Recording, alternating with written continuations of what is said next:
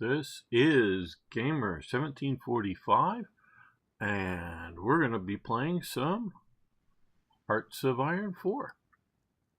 I know that's a big surprise, but surprise.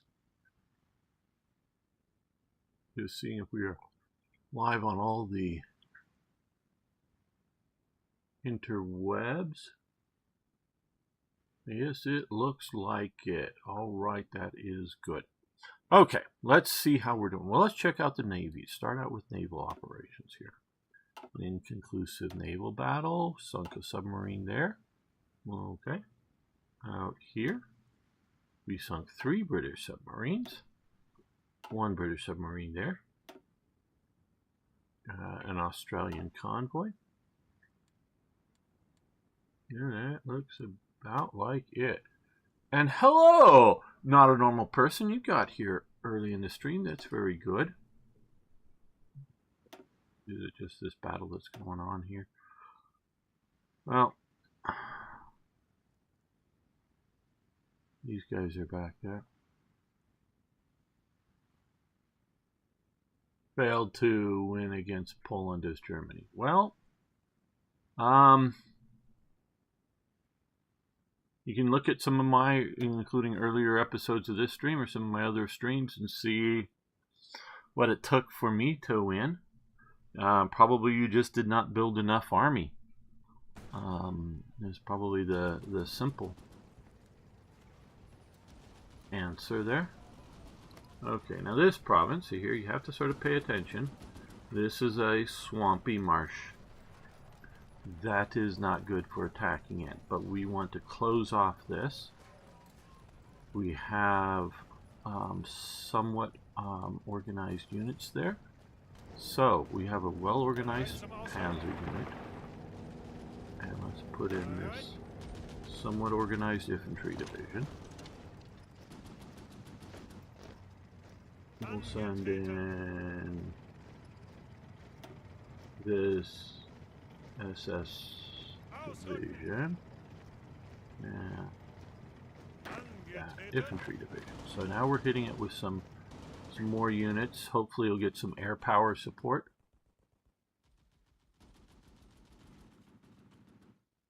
Cut off Danzig, and Britain sent a bunch of their... Ooh, Britain sent in units. That's interesting.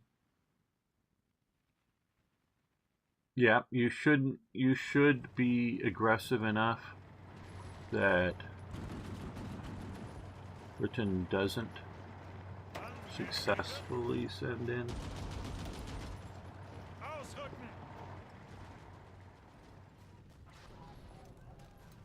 Okay, now here we have a province that are plains, so it's open. So we're going to send in all of these infantry, and these 3. Well, let's send in those 2 infantry divisions. That's it for the moment. Well, some of these get more reorganized. They do have a supply issue, so let's check out supply. We probably don't have too big of supply issues for Poland. Could have some.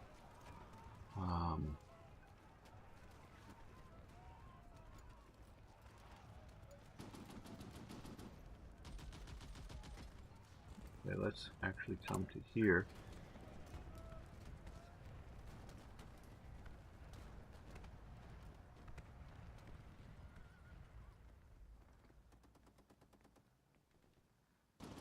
Move. Let's get all of these train railway repaired fast.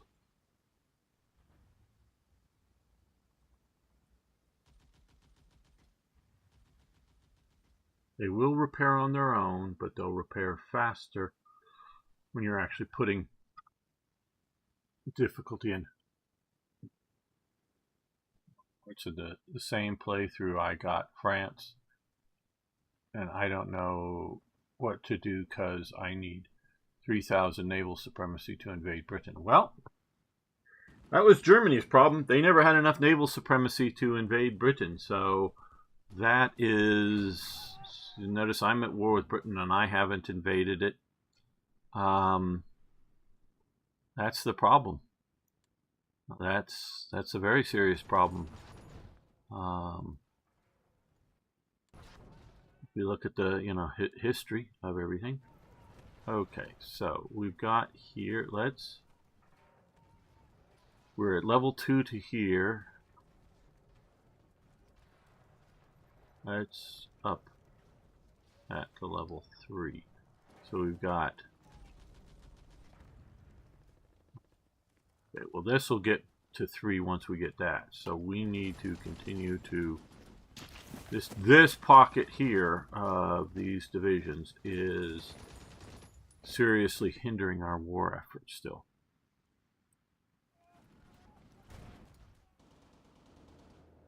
Now we have, if you notice down here, way out there where you have red boxes. So those guys are in bad supply. But back here we have no box issue. Where up here we have lots of box issues, and I can tell you it's, if we were to get that, which would be 3 all the way through to here to Vilna, then we get 3 to here, that will improve supplies. That's just 2 to there.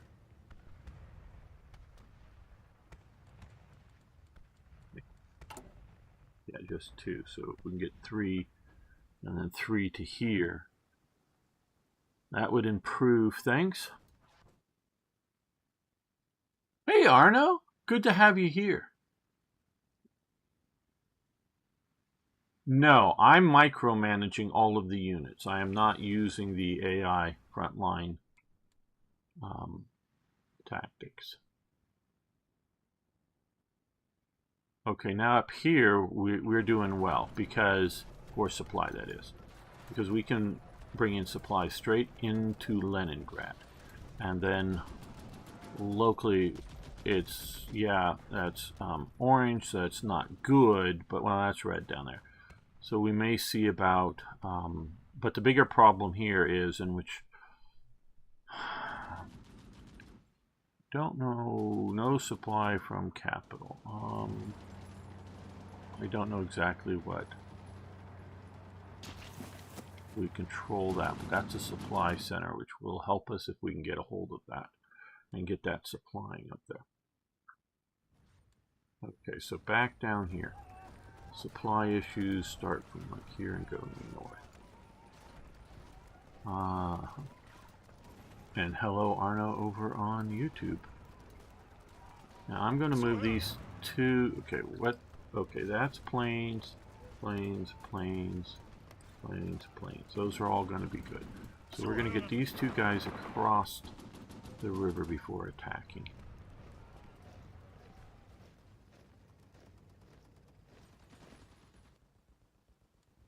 That construction.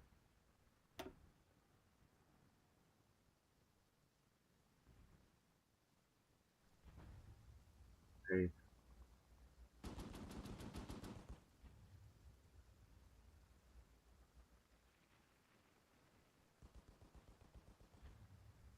Go to 2 and 2.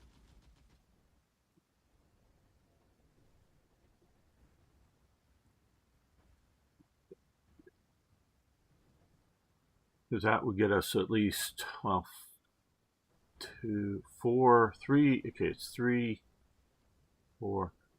Okay, and then we would get that to Minsk to get supply into there. That would help us. So we're facing the very, very real life problem of supply issues. We're going to send those guys pushing that way. Now down here, where we don't have that big of a problem, let's just start pushing with these divisions here and division there. I'm not going to overly try to pocket those 2.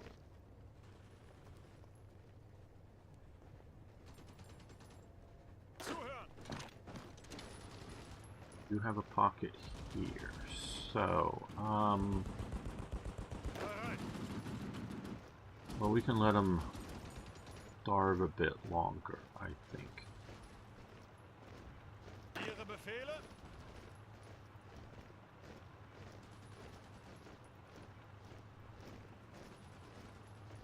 These guys should just move because there are...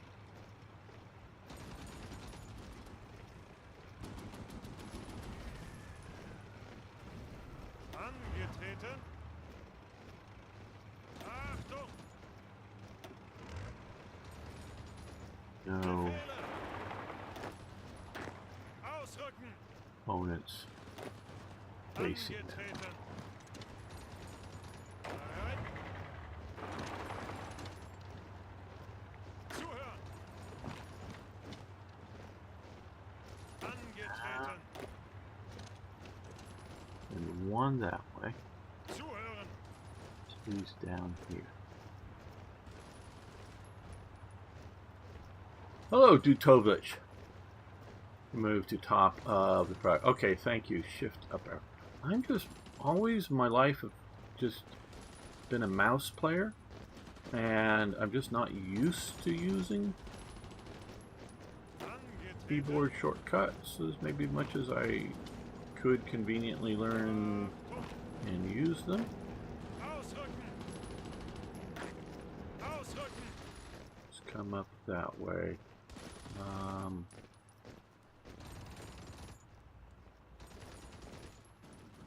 Befehle? And one division, a spoiling attack. I wish there was sort of a light. I know we can support attacks. Wish there was a sort of light. Hey, just sort of attack them lightly type of a setting.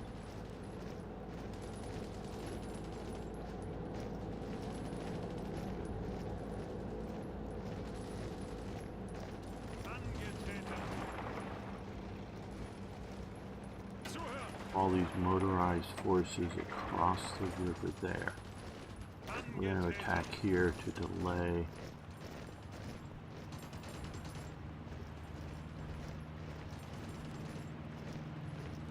Better capture this city where I was born. And what city was that? Now let's look at, because it's again, we're just starting a day. Okay, we're still pounding there a little bit, so we're gonna leave the Air Force there. Okay, so we're battling in Ukraine. Belarus, I don't know that we'll see in a moment. Okay, so we're basically maximizing the Air Force. Oh. Okay, where is...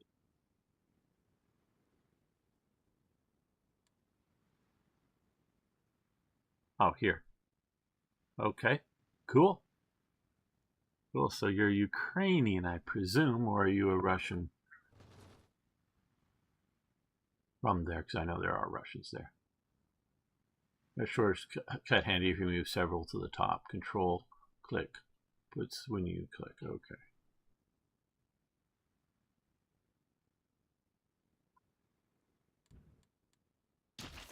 Yes, Ukrainian. Hello, blue star was taken. Uh-oh, your blue star was taken? Mm-hmm. Is backseat, not that I know how to backseat HOI IV. Well, you can give me suggestions if you like. That's fine. Sometimes I may be even smart enough to take them, but, you know, you can give them to me.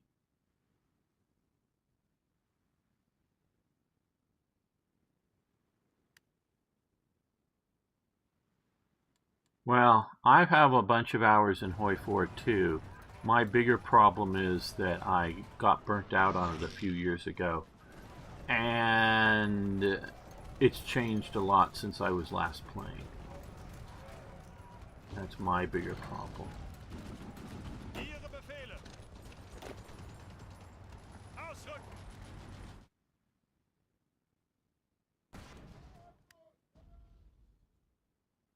But do please, if you have suggestions, I'm serious about if you have suggestions.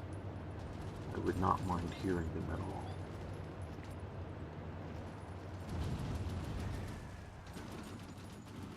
Okay, so we crossed the river there. let's put all these German forces across. Angetreten. Join the attack there to counter them.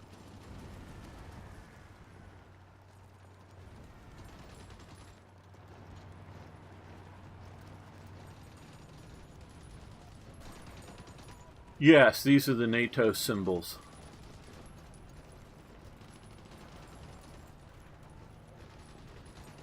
No NATO symbols were in the base game. They are. You can get them selected. It took a lot of pounding on them to get them to put them into the game, but they did. And you can. It's just been so long. You go in and you select them, and I don't remember exactly all. Okay, now you guys join that attack there, but it is selectable. If you're like me and just read them naturally as if they were a language.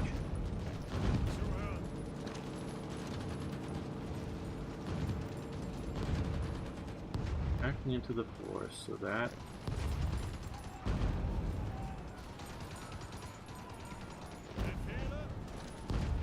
means the infantry divisions will do reasonably well.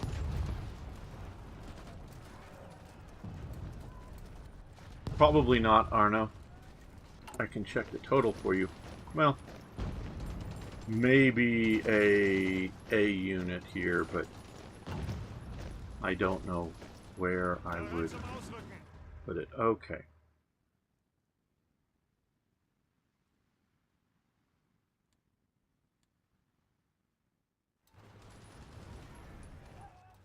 Okay, so we've gotten through most of the prep marches. Never say that word well.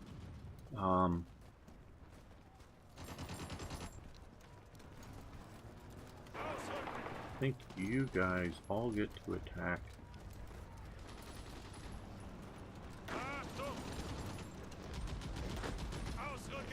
Unless the supply situation is fixed, quote unquote, it's units that are organized will only get worse and worse and worse depending on the actual supply conditions. So if you have units with low supply, oh what the hell? No. You go there.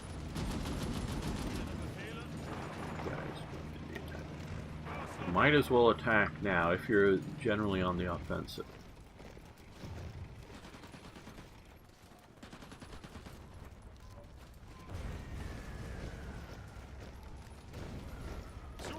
Do a bit of pressure here. Here.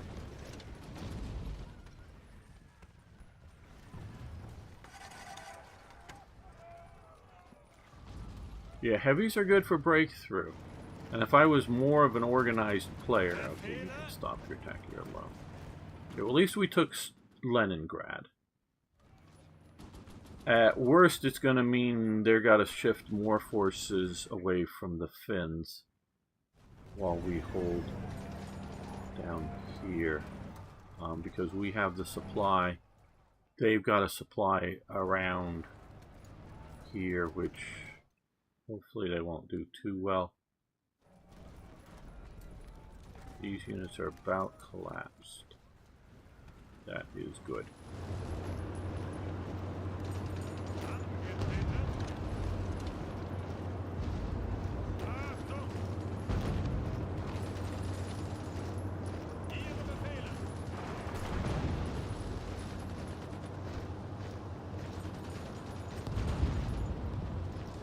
These guys are streaming in deep, which is good. And you attack up here.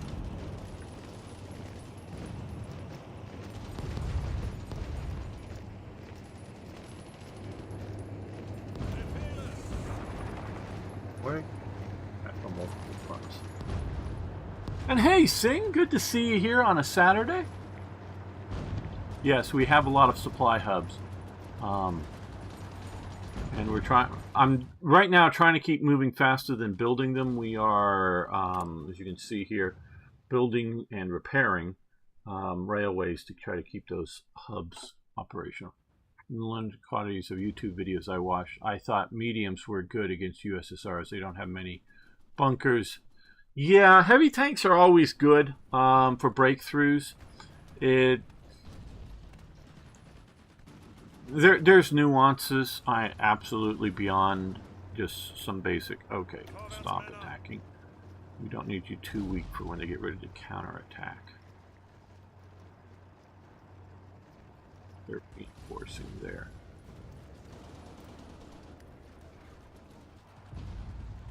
I'm just quite happy to have achieved getting Leningrad right now.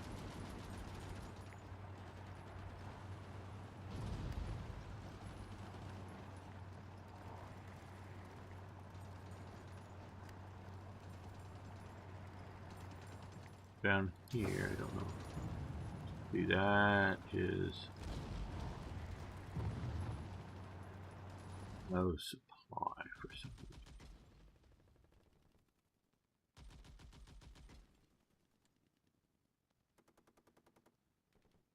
That is overly, because we can see how we're not being supplied there, but being supplied through to here. Pushing.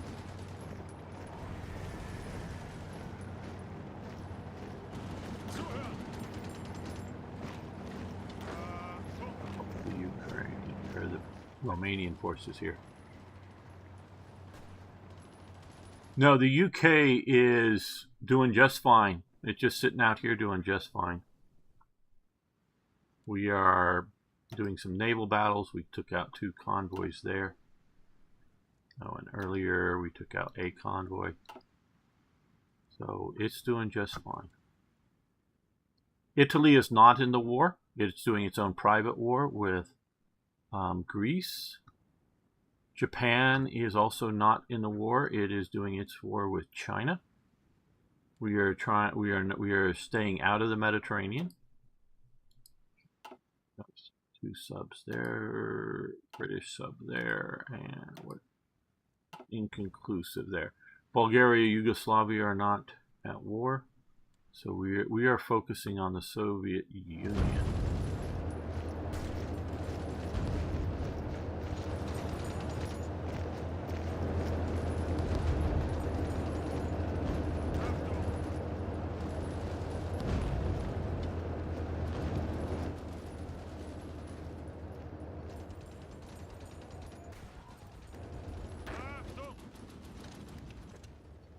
Doing that attack to overwhelm them. All of you just go forward. Move up there. You attack there.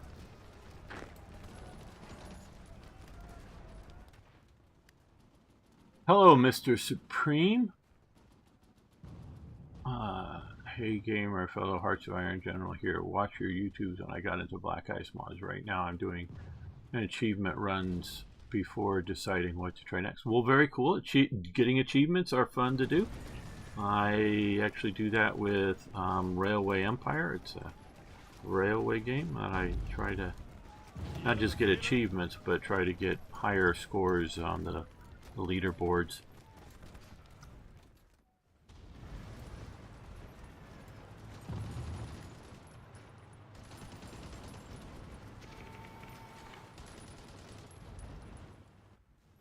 Back here. Okay, they're just at the start of this game session today. They were down, or I mean, they had like 15 plus divisions, and they're down to 4. These are gonna go, which will again get me this railway connection, which will really help. We do have supplies, but we have supply issues too.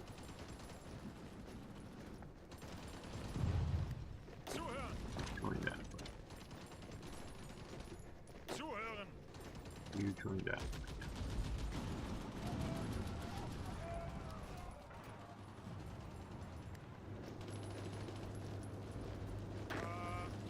You come forward.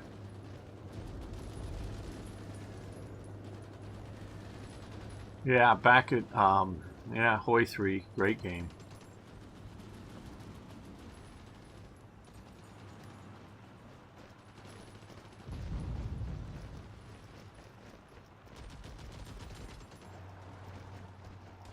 Okay, so we've now come across here. They're pinned. We are now mobile. Achtung! Let's send you up that way. Zuhören! Let you this way. Angetreten! Bereit zum Ausrücken!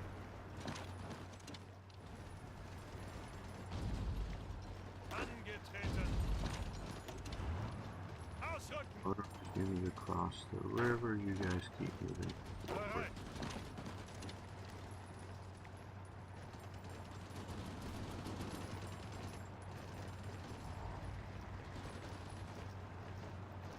Achtung! Ausrücken! Attack. Doing Ausrücken! that attack. Let's see if we can keep the pressure on them. But keeping the pressure on them keeps them pinned, and hopefully where we're doing well will crumble.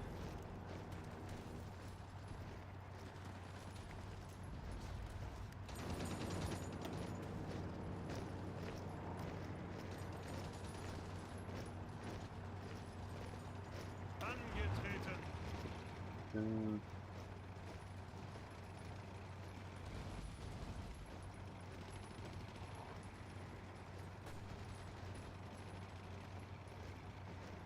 Ausrücken!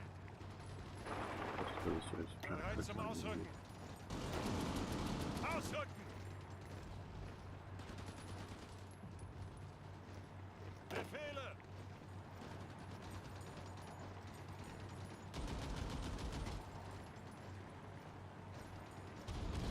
Angetreten!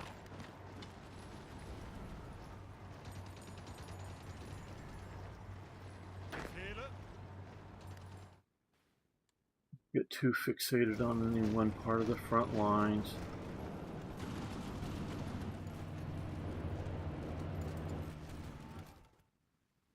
Okay, finally, this whole pocket is done. And we've killed over 20 divisions in it, I'm sure. And we have 13 divisions of ours there that are now freed up. Let's select these. Let's unselect these. Put them on railway cars Ausrücken! and go east. Ausrücken!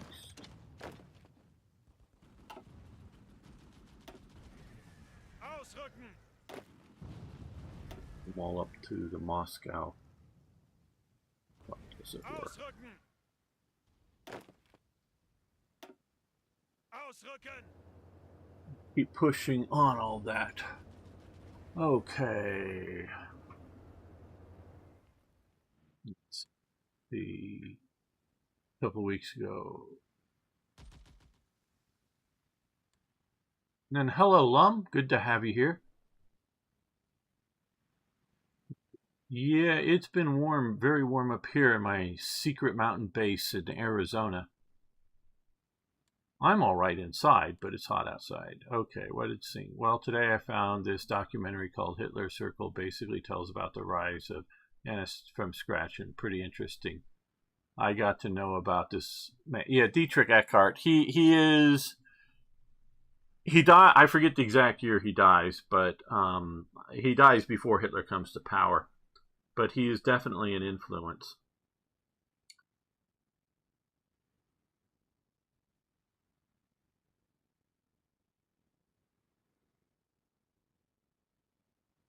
The DAP, the Deutsches Arbeiterspartei, or in English, the German Workers' Party. And that's the DAP part of the NSDAP, which are the Nazis.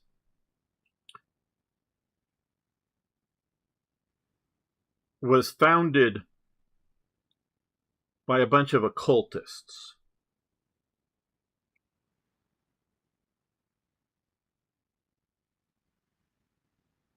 And the occultists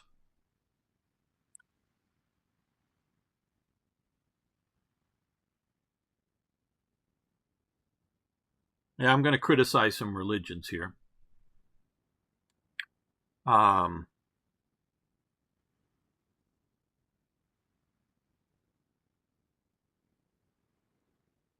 I'm going to criticize some religions here. I know some of you are going to be offended, I'm sure. Well, maybe me. I don't know. Maybe I don't have enough people here that will be offended. You have people that claim to either have or see things that then they don't show to anybody else. One would be Joseph Smith. He is the founding person of the Church of Jesus Christ Latter-day Saints, the Mormons. He claims that after Jesus' resurrection and going to heaven, after he was crucified, he then, for some reason, went to North America and was teaching religion to the Indians here. Well,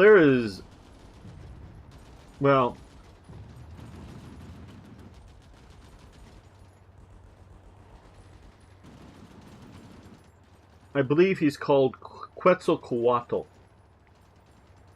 I believe that. There is, out of Aztec and other sort of what they call Mesoamericans, sort of Middle Americans, down here in this part, as opposed to North America and South America. But these guys down here, there is a report and that a bearded white guy and some followers maybe showed up for a while and then left.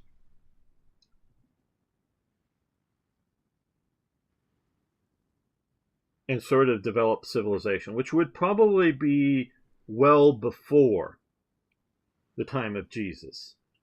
Because Jesus was... and this was like maybe, 10,000 years ago or more. I don't quite know how different ways you might date it. But that's the only thing I can detect.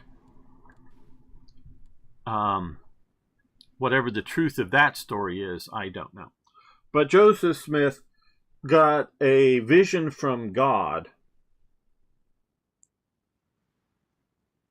and went to where located and found some gold tablets, solid gold or whatever tablets that had some writing on them, that God also gave Joseph Smith the ability to translate them to English, because obviously English did not exist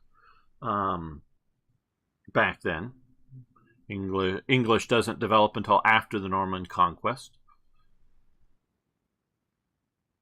That's 1066. So 1066 is the Battle of Hastings for the beginning of the Norman Conquest.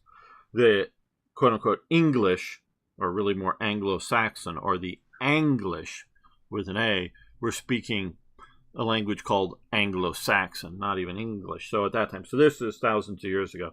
So somehow Joseph Smith, who spoke no other languages than English, was able to translate, again, by God, granting them the power, translating these golden tablets to English. But he was not allowed to show anybody these golden tablets. Nobody's ever seen the golden tablets. And at some point, the tablets themselves ascended to heaven. So they don't exist on this planet anymore. Okay. That, to me, kills anything about that story. That, I believe, I don't really want to talk too much about my personal belief, but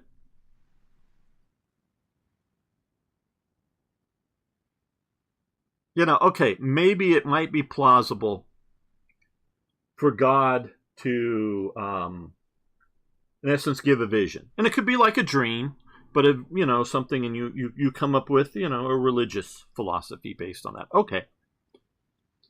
Whatever the methods of you coming up with that religious philosophy, okay. But if you're going to have a physical fucking object like a golden tablet, and nobody ever sees it, and that's part of the story, what is the purpose of the tablets that are golden and that were buried here because Jesus Christ was supposedly wandering around North America or whatever, instructing the Indians in some sort of religious belief that, to the best of my knowledge, I mean, what they knew back then about the Indians, depending on who you were talking to, including the Indians that were still around at the time, was sort of known, but it wasn't maybe common knowledge for most people. But why do you do the whole golden tablet story? And if God wants to give you some, and so okay, gold is pretty long lasting, yes. But if you wanted to have a long lasting tablet, why wouldn't, if that's part of the, and this will all get to the early Nazis, don't worry. I sometimes start at one point and keep moving the calendar backwards, but I'm starting back here. And this is all coming in the 19th century too, though. Keep this in mind. So this is, I don't know, 1840s, 1850s or something. I'm not sure the exact dates, but it's in the first half of the 19th century. If you're gonna have golden tablets, produce the fucking golden tablets, or otherwise I don't see the God in because why wouldn't God just send Joseph Smith the message? Why did Jesus have these teachings somehow? Yeah, I know. Get control of this. Way down here, there was lots of gold, golden jewelry, golden tablet. I don't know if specifically a tablet, but golden stuff that's inscribed with pictograms on them. I don't know if you want to call them hieroglyphs or whatever. And of course, there was also other stuff down in the Peru area too. Not so much up here. At least we haven't found other things. I mean, we haven't found like a tablet. The Indians didn't do a lot of rock carving, as far as I know. Let's put it that way. And they didn't do a lot of tablet, whatever. So we don't have like the legend of something up here that's physical objects. Again, Mesoamerica, we do. We have lots of stuff, stone buildings with carvings on them, kind of thing. Is what we actually have. And we have a few, we'll call it paper, but I don't know if it's wooden or animal skin or whatever. But we do have some paper down here, though because a lot of it was, hey, kill the kids, kill people, human sacrifices. Oh, and eat them too. They're tasty, kind of stuff. So there's a lot of good reasons for why the Spanish burnt the Aztec books and whatnot. I still think they should have been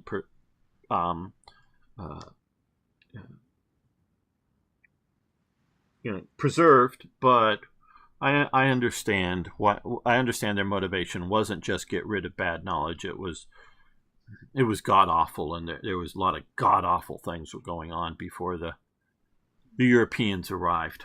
So we just don't see that up here. So if we had found, multiple tablets that had the legend of something, whether a mythical legend or, some warrior chieftain defeated some enemies at some, battle somewhere in the legend of that. Yeah. And then, we have, I was watching a video because I'm from over here, and now I'm living out somewhere in the mountains up here. Don't want to specify exactly, but mountains in Arizona. Some videos there. I think it was here, but it was somewhere out in the west. If it wasn't exactly Arizona, it was somewhere out in the west. But there was some legend of blah, blah, blah, blah, blah, blah, blah. The gods, whatever, blah, blah, blah, blah, blah, blah, blah. Many, many, hundreds or thousands of years ago.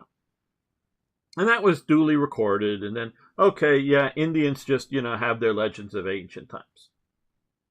Then geologists got involved.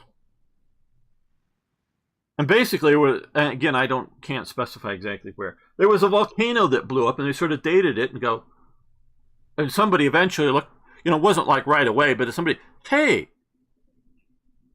this story that the Indians had and the sort of what would have happened at the volcano happened, that matches up. Now, of course, whether you want to believe it or not, the idea that the gods or the spirits or the whatever caused the volcano to happen, but for literally thousands of years, word of mouth legends, which are often not just me telling a buddy what happened last week, but in sort of song and poetry and whatever, and the shamans or whatever learned by rote, sort of like Homer's Iliad and the Odyssey, which Homer was just like, well, he was blind, but somebody was, and he learned it.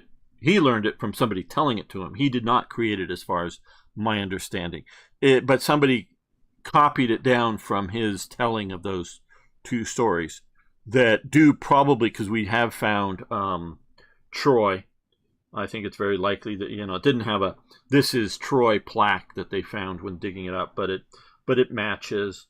So probably the siege of Troy happened, and it survived in living legends for, a few thousand years. Now, how much did it modify over time, etc., etc., I don't know. But, and then eventually got written down. Like this Indian story, it eventually gets written down by, people that speak English. I don't know what their skin color was. I was going to say white people, but very well could have been Indians. I don't know. That wrote down this old Indian legend. And it just is the memory of somebody survived that watched a mountain blow up and whatnot, and volcano. Okay, so even that massively important event, a earth-shattering event, is just recorded in oral legend. So yeah, so why the golden tablets? Well, they're around there, and he creates the religion of Mormons. Whether we just kill, for me, kill. I just can't go beyond that. So it just kills anything. Just makes me think charlatan. Why? Just say you got the knowledge or whatever. I don't know. Okay, well, in the 19th century, there was a woman, and I'm going off memory, so I'm sure I'm going to get an Eastern European woman, I believe, named Madame Blavatsky. There is definitely enough evidence and records that she traveled to India.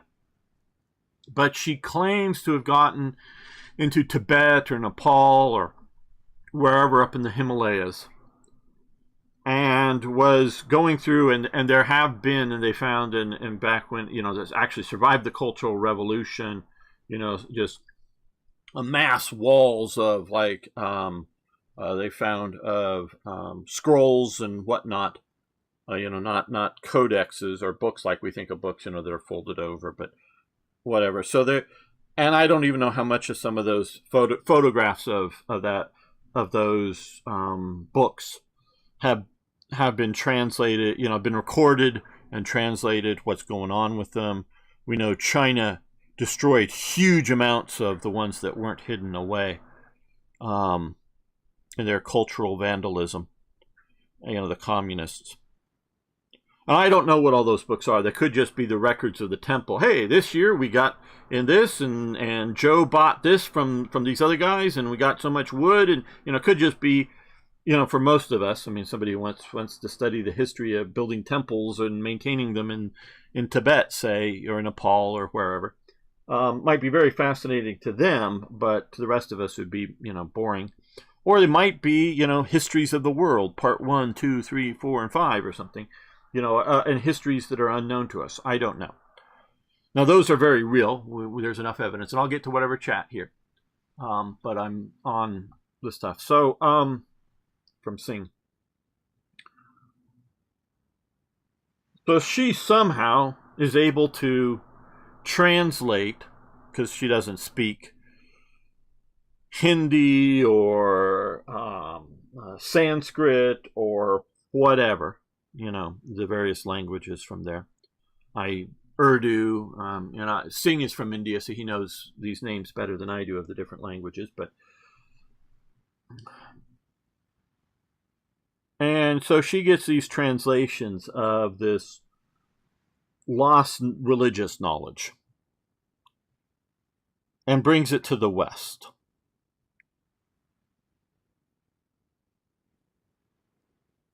Well, what forms out of that is the Theosophical Society.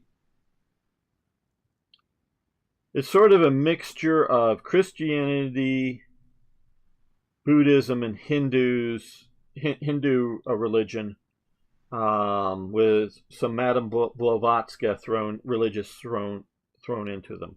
There is still supposedly millions of Theosophists, most of them in India, my understanding. They still have institutes that they still continue there. I watched a recent interview with James Holland on trigonometry. I've read one or two of his books on World War II. He's a very good historian to be a popular historian, meaning accessible to non-history geeks. And, he was just talking from memory, again, being interviewed. I disagree with some of his analysis, and as those that follow this, I think my analysis of history can be as valid as his, meaning I've done lots of study, around World War II and stuff. And he talks about, that, the swastika is oldest, whatever. And he definitely does talk about India and Buddhists, which Buddhism is an outgrowth of Hinduism, people. Though it does sort of kind of become an overlay to either Tibetan religion or sort of, I don't know if you want to call it, because it's not really Confucius, but the polytheism of China and Japan and wherever. So it expands out away from its Hindu roots. Yeah, there are very, very, very few pre-19th century clear documentable swastikas in Europe, pre the 19th century. There are things, graphical pictorial things, that might sort of kind of have a swastika as part of it, but not like standalone. And it's sort of like connected to other things, like there's a tile floor that they came up that sort of has conjoined swastikas, if you will, on it and whatever. But mostly, I would say it's a 19th century import into Europe. Now, he was talking about how several people claim, and he gets it wrong as far as I can tell. Yeah, he claimed that Goering is the one that introduced the swastika for the Nazis. He claimed that Goering claimed that he did. He adjusted himself a little bit in his talk, because he did say it was controversial. But as far as I can tell, there is a 1919, it actually has the date 1919 on it,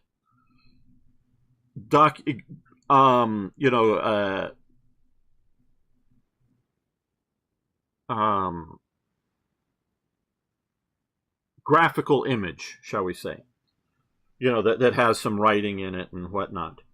So this is a year or two before Hitler or Goering ever hears of, or even before the DAP is founded. This is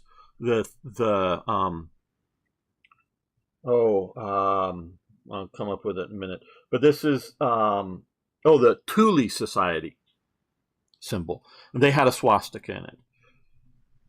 Now, it was also well known that swastika symbols by this time, particularly, well, by 1919, are a good luck symbol in the German army. It's getting more and more use, just as a good luck symbol. Well, I'm stating that I think it's mostly introduced by Madame Blavatsky into Europe in the sort of early mid-19th century. Okay, so she is part of this rising occultist movement with her secret knowledge that she found in, I'll just call it Tibet, and brought it to Europe. Now, she never produces any of the original documentation that she gets this knowledge from. Not any copy, not in the original language. Even like original notes that like in her hand that she copied, it's like, oh well, the monks let me look at it, but wouldn't let me take it out. Now, why would she be traveling up where almost nobody goes, either alone or with a very small group, a woman, into what is fairly hostile territory? And the Tibetans are like attacking invaders, explorers or whatever, but they see them as invaders.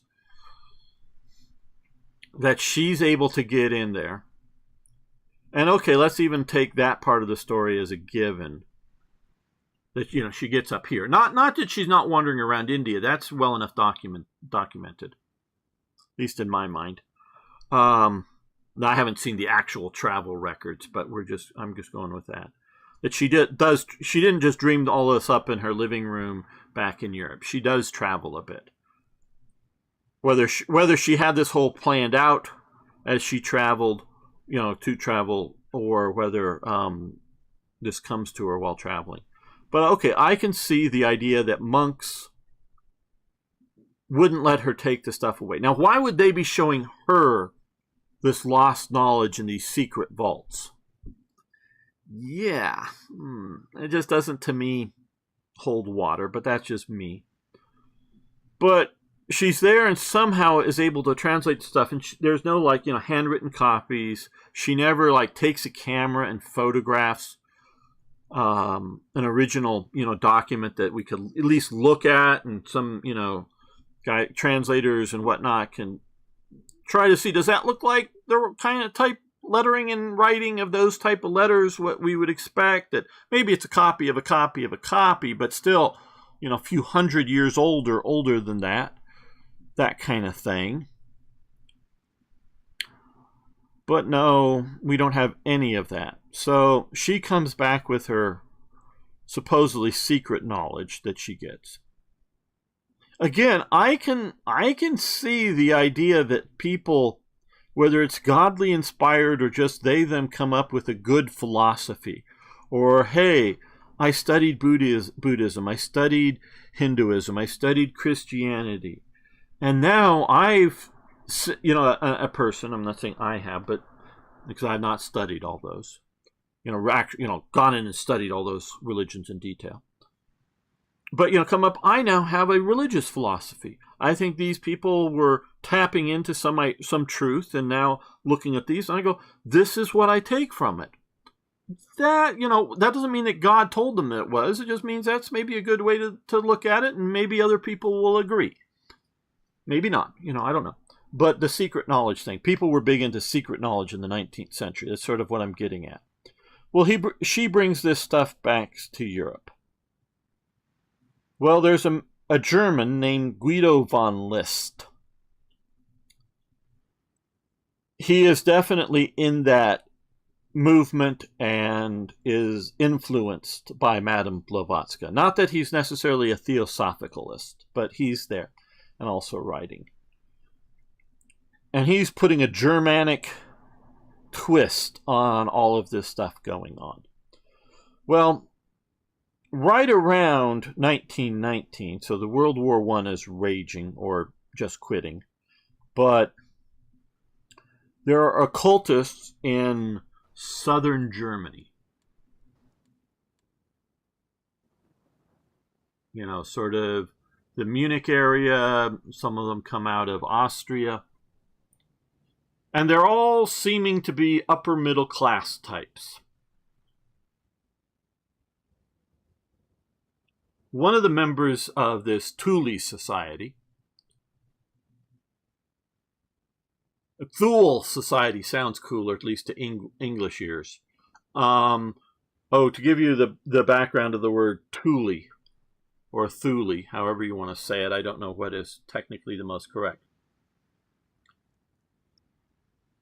A Roman explorer who was taken to be a fabulist, meaning a person who makes things up, but I think now has been reassessed to actually have traveled somewhere up here, maybe even way up here.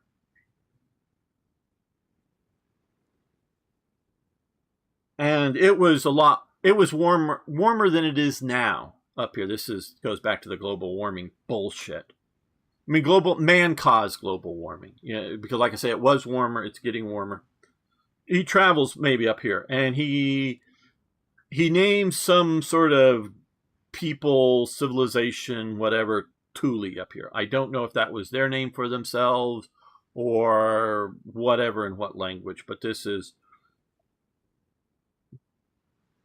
early mid-Roman Empire or something. He gets way up here and makes it back with his story. Travel log, claiming no special knowledge other than, hey, I've traveled here and this is what I've seen. Well, these people that are promoting Arianism up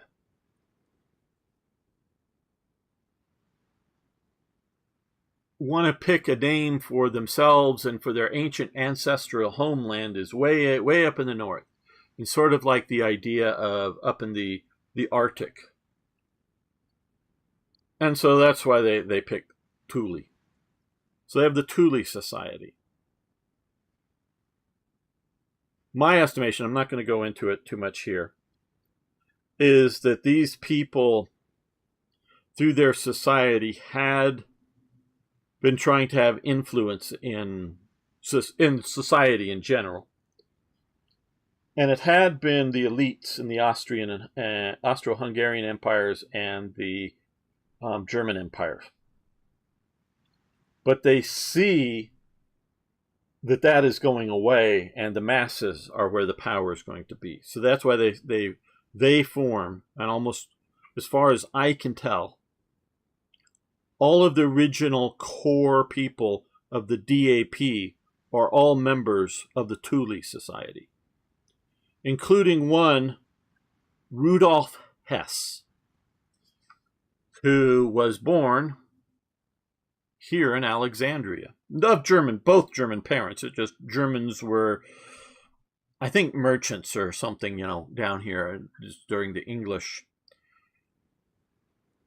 Egypt was supposedly independent, but dominated by Britain, all that kind of stuff. Not a direct colony, but they were subjugated by Britain. Though he grows up, well, I think like till age 10 or something down here. I don't know. It could all be looked up if you want to know the details, but he's part of this Thule Society and had been for some time. I don't know how far back the Thule Society existed, either as an informal or formal organization. But right around 1919, I think, is the first datable evidence referring to the Thule Society. And Dietrich Eckhart is sort of involved in all of that. I'm not exactly sure right in my mind, not that we don't know, I don't remember right off of all that. And very, very few non-commissioned officers get awarded the Iron Cross First Class. But one corporal, and sort of a junior corporal, who has apparently no military leadership skills, gets the Iron Cross, and by the understanding, and I don't just think a Nazi legend, he deserved it. He was awarded it because he was a runner, carrying messages and doing things very bravely and all that stuff. So, evil is evil. Hitler is evil. Trust me, he is evil.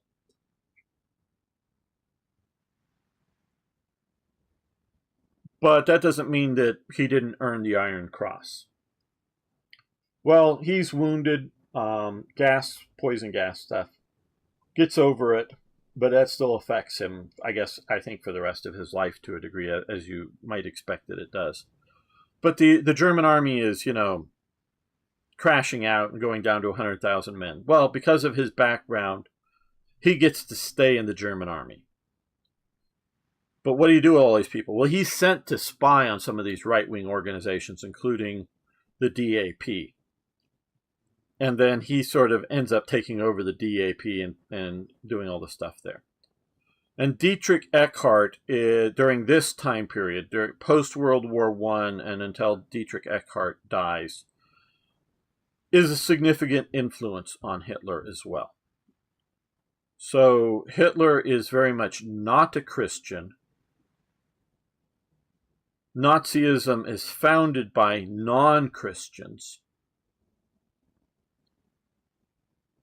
They very much going back to Guido von List. The religion takes on, like as I was talking about it, a racial aspect, where Madame Blavatsky is not taking on so much as least as from, again, I haven't read her works, but I've seen documentaries and read articles about her, but I haven't read huge amounts or anything. But as far as I can tell, it doesn't have an idea of a particular race in mind as being better than others or whatever. So, I'm not saying she judged every single person the same or anything, but it wasn't racially oriented like the Guido von List and others that sort of an offshoot of sort of philosophy. So that's sort of where Dietrich Eckart fits in. He's in that sort of somewhat mystical, somewhat political sort of world that forms up around it. Probably the best and most scholarly work, because there's lots of scholarly work, that deals with period documents. And I've seen some interviews, read a few articles of people post-World War II talking about what had happened. And these are people, maybe not like in Hitler's circle kind of people, but, SS members and other things. I think some of the stuff is they're bullshitting us in it. I think part of it is that they're trying to obscure the truth. So I don't trust, not saying it's all wrong, but I don't trust post-World War II people talking about this. I mean, even people that were there. Because I think, it's sort of like Albert Speer. Let me drink something for a second.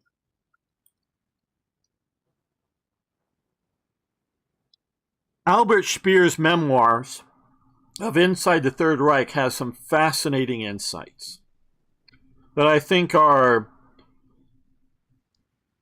fairly clear recollections of Speer, of what was going on. But I also think there's a lot of bullshit and justification and, I didn't know how bad it was until near the very end, and that's when I, just started disobeying Hitler. A lot of this other bullshit gets added in, as opposed to what we can find documentation at the time. But if you want to, and there's another book I'm not remembering, and I haven't given the current title that I'm going to in just a moment. But there's another. I think I'm pretty sure it's called Hitler's Religion. But the best one, I believe, that is documented as you're reading it, it'll give footnotes on where the sourcing and all this stuff. So if you wanted to go look it up, so anybody who wanted to poke holes in it, they can do it. It's called Hitler's Monsters.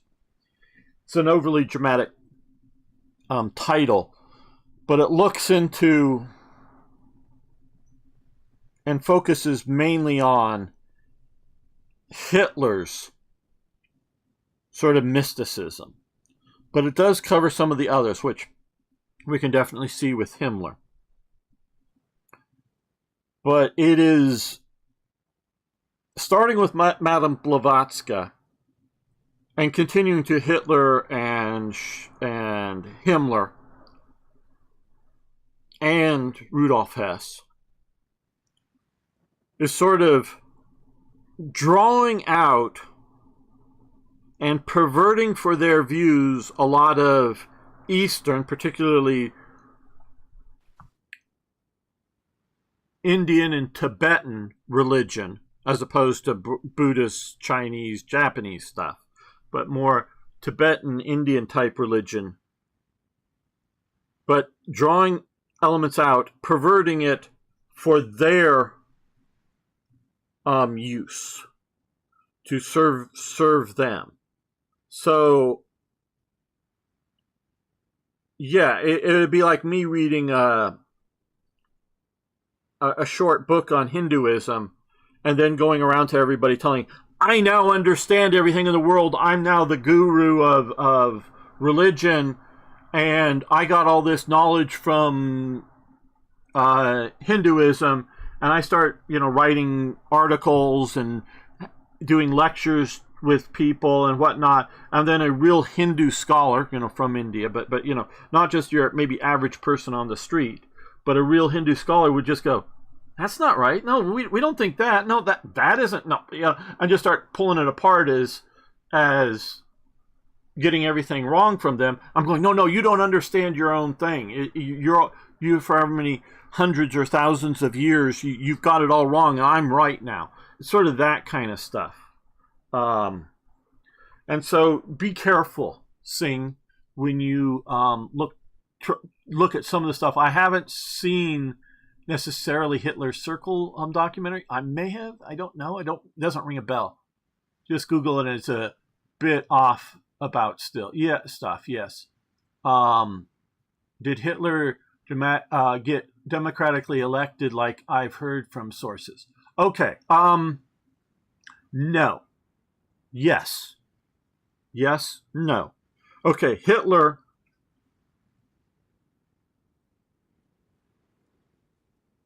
He's an Austrian. So for quite some time, even though he served in the German army, he can't actually run for office. It takes a while for him to get German citizenship. And then at some point, he does get elected as a member to the German parliament. And then in January 1933, there's an election. The Nazi Party is the largest single party, but does not have a direct majority, but the largest single party in, of elected members to parliament. And in Germany, there is the president on top, and he's directly elected by popular vote. And then there's members elected to parliament. I'm calling it that. I know it's the Reichstag, but I'm just calling it the parliament to be generic about it. And then the members of parliament get together and themselves and elect a chancellor of Germany who runs the government a bit more directly. Hindenburg is the president. He sort of has some control over the government. He also has heavy control over the army, which the Reichstag doesn't so much. And the conservatives, we'll call it that, the nationalists, the conservatives, not the Nazis, which Hindenburg is the member of that. They do a deal with the Nazis. Sometimes during the Weimar Republic, there is a vice chancellor. Sometimes there is not. It is not like in America where the vice president is a constitutionally established office. The vice chancellors, you can have one if you want, create it, have it, or not, whatever you want to do. the previous, prior to Hitler, and I hope I'm getting all these details right. I'm just going off memory here. I'm not even Wikipediaing it.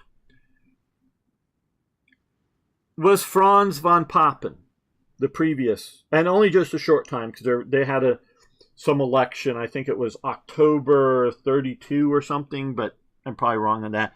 But just a few months before. And so these conservatives who run a lot of the institutions do a deal with the Nazis. Hitler is going to become the chancellor, and Franz von Papen will be the vice chancellor. Most of the cabinet are German Conservative Party members, or of the parties or party.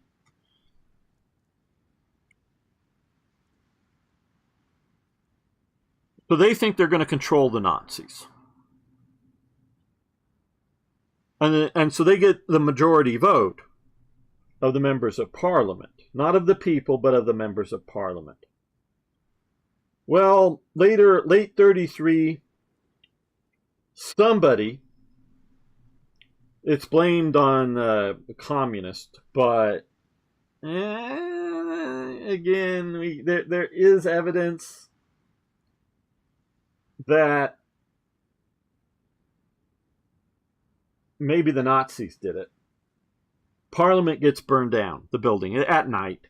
I don't know that anybody's seriously hurt, but it's burnt down.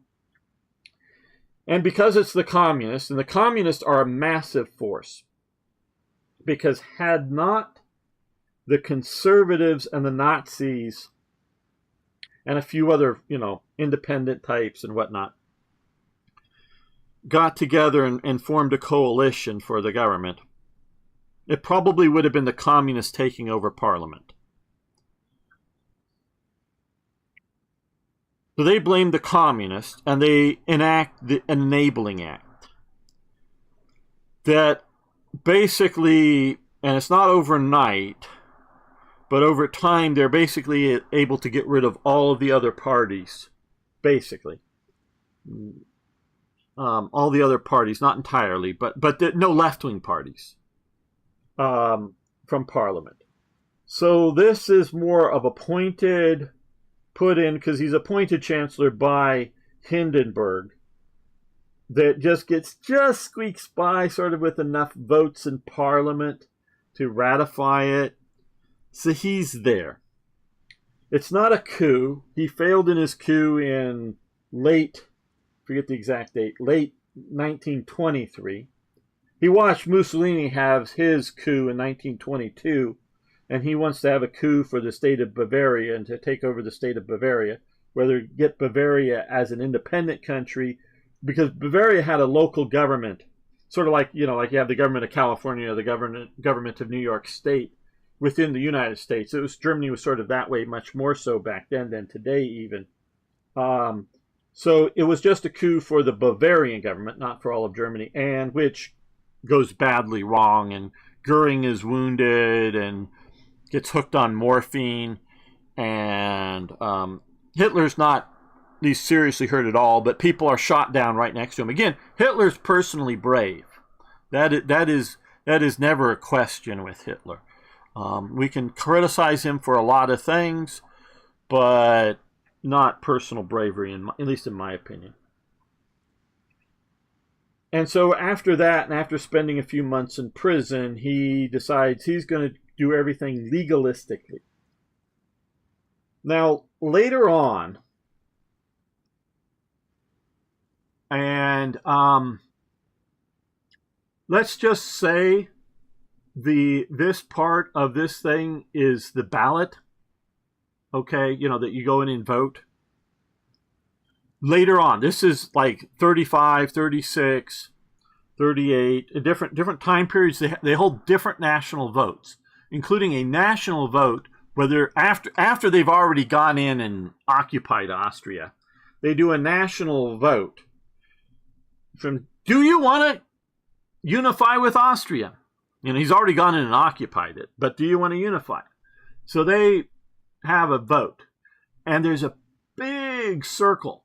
If this is the piece of paper, there's a big circle that may have below it some names, and this is like we're voting for this, and literally, and if you've ever played my mod Third Reich Events for Hearts of Iron 3, you'll actually see, a photograph of one of these ballots, and a little circle down here that sort of says no, below it or something, 9 or whatever, you could check off. So they get like 90%. And so this is sort of seen as a referendum on Hitler. And this is like 90% yes. Unifying with Austria is great. And yay, Hitler did it. Yay. There really isn't that much of a choice. This isn't a free and fair election.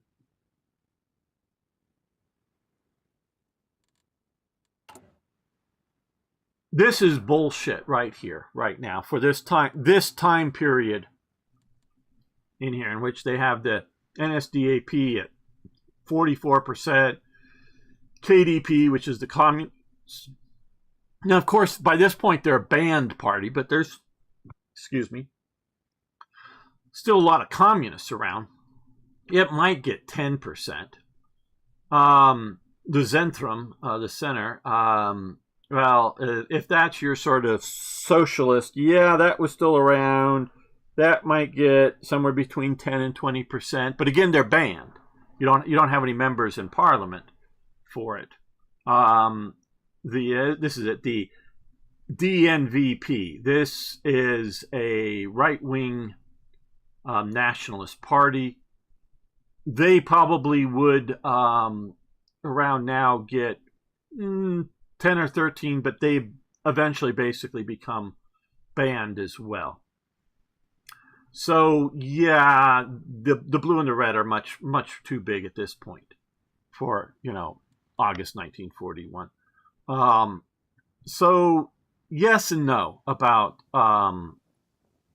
Hitler never. Oh, and when Hindenburg dies, Hindenburg is president. When Hindenburg dies, Hitler, who is now controlling parliament, and this they pass the stuff again. Hitler is always, and sometimes immediately after the fact, but is always legalizing his regime. He's always having somebody pass some law that legalizes something that's about to be done or something that just was done.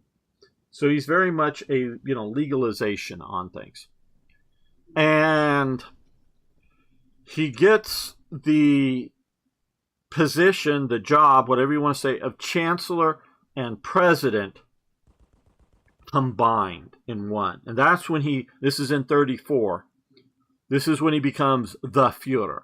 He's always been the Führer of the NSDAP, the leader of the party, but now he's the Führer of Germany.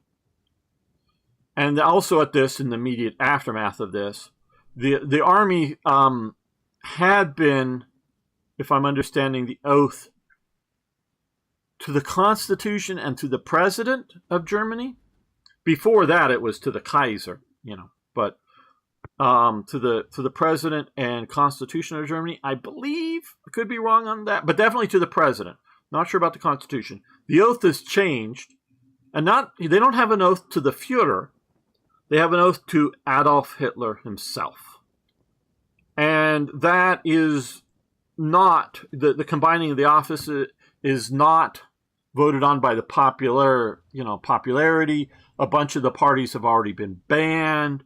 It's mostly in 1934, because so long as Hindenburg is alive, and all these changes throughout Nazi Germany that you ever hear anybody talk about, including myself, are not the same throughout the whole time period. There's before the Nazis are in power, there's after the Nazis are in power, but the early days when there's still President Hindenburg, and then there's after Hindenburg, shall we say, and growing more and more power to the Nazis and Hitler, and then the war starts, and then even more stuff. So there's a change throughout this whole one time period. So what very well may be true at one date, 2 or 3 years later may be very much the opposite. And with some of these details, I've not kept, at what date, when, where. But so you're not banning the president's parties while the president is the president of those parties, obviously. So these parties eventually and more go away. I don't have the exact timetable on that, as being sitting members and allowed to run for that. So, yes. So that's sort of somewhat democratically elected. Hitler's circle of evil, yes.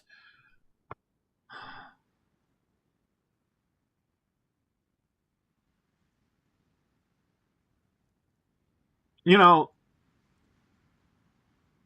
this is how evil Hitler was. And I'm going to explain to you very shortly, how, very quickly here, how evil Hitler was. And I'm going to say it here, but it's not going to be anything about the Holocaust or killing millions of people in the war. That's all evil, not saying that. But this tells you how evil Hitler is. Hitler particularly tells Speer, but Speer very much disobeys it and is actually, in the last months of the war, trying to kill Hitler, trying to figure out if he can, in a way that he would survive. Obviously, he could have walked in with a pistol and shot him, but he actually contemplates some stuff. And Speer decides not to carry out his orders. Hitler is, at the end of the war, is... The German people do not deserve me. If they had the will that I possess, the German people would win. It is a struggle of wills. And the German people are found to be inferior and wanting because in this great struggle, they have failed. And I'm not quoting directly, but this is very much his sentiment. They have failed me. They have failed this test. So they do not deserve to survive.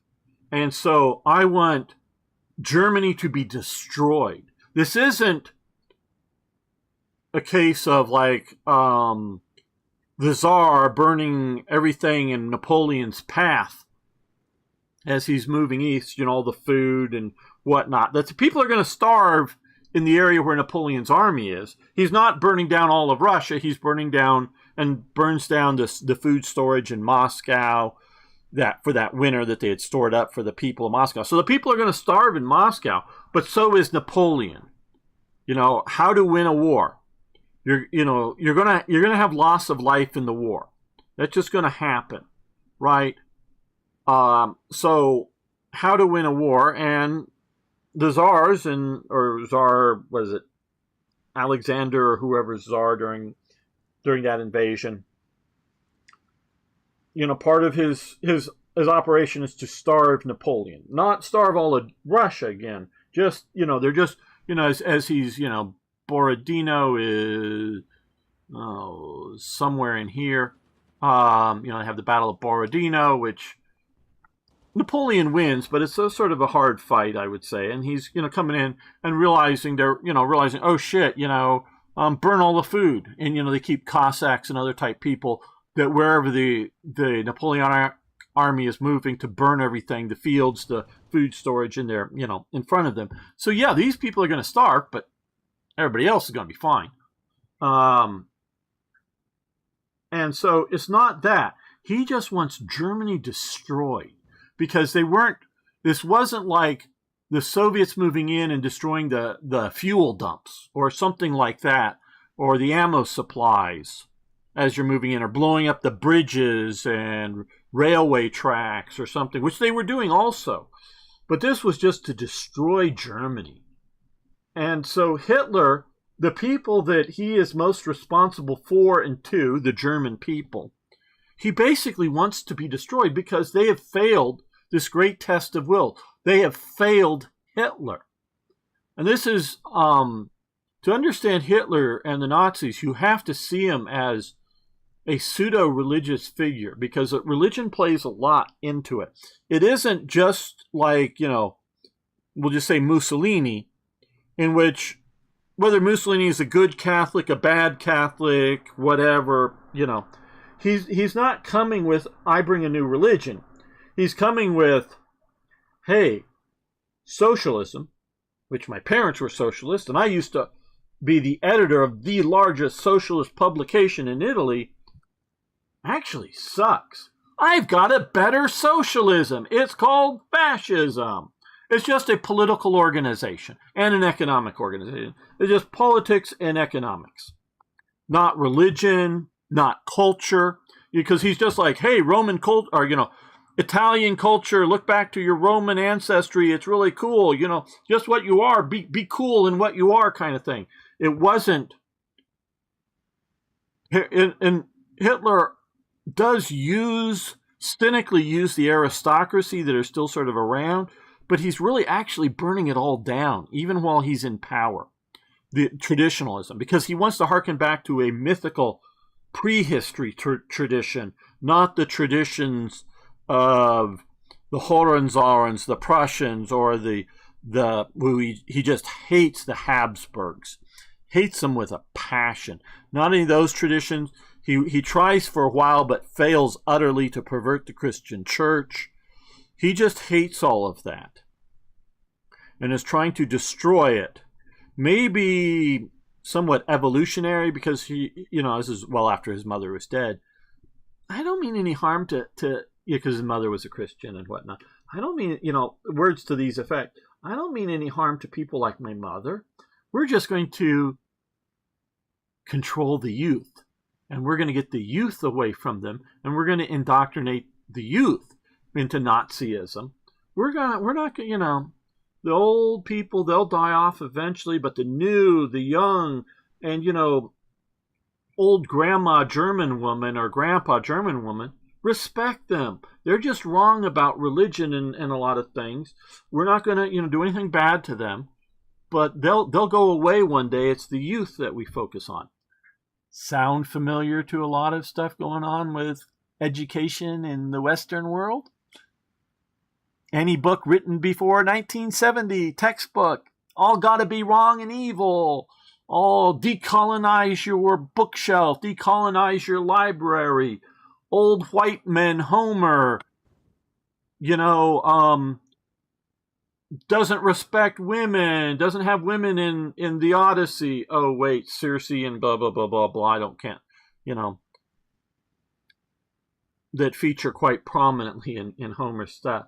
But no, we've got to reimagine everything. The past is all wrong. Only the new is good. And we'll just co-opt, pervert the old into the new. Again, sort of like Madame Blavatsky taking Hinduism, shall we say, and perverting it into her new thing. Though she gave more respect to the old, I will admit that, as far as I can tell without doing a deep dive.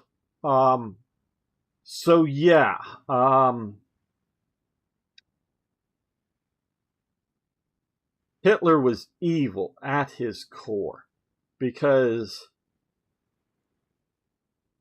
you can be the bravest soldier in the world. You can be the best soldier in the world. You can have the greatest will to achieve in the world. And when the nuclear bomb goes off that gets dropped on you, it matters fuck all. Okay? Again, somebody just saw on the Twitter wars talking about, was using Vietnam and fighting communism. Oh, well, that was the war America lost.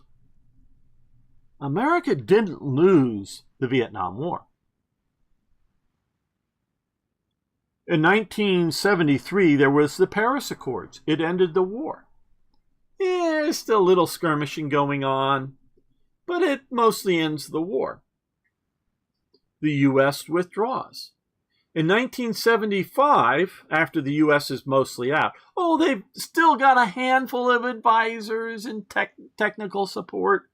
But in 1975, North Vietnam invades South Vietnam, with tanks this time, coming in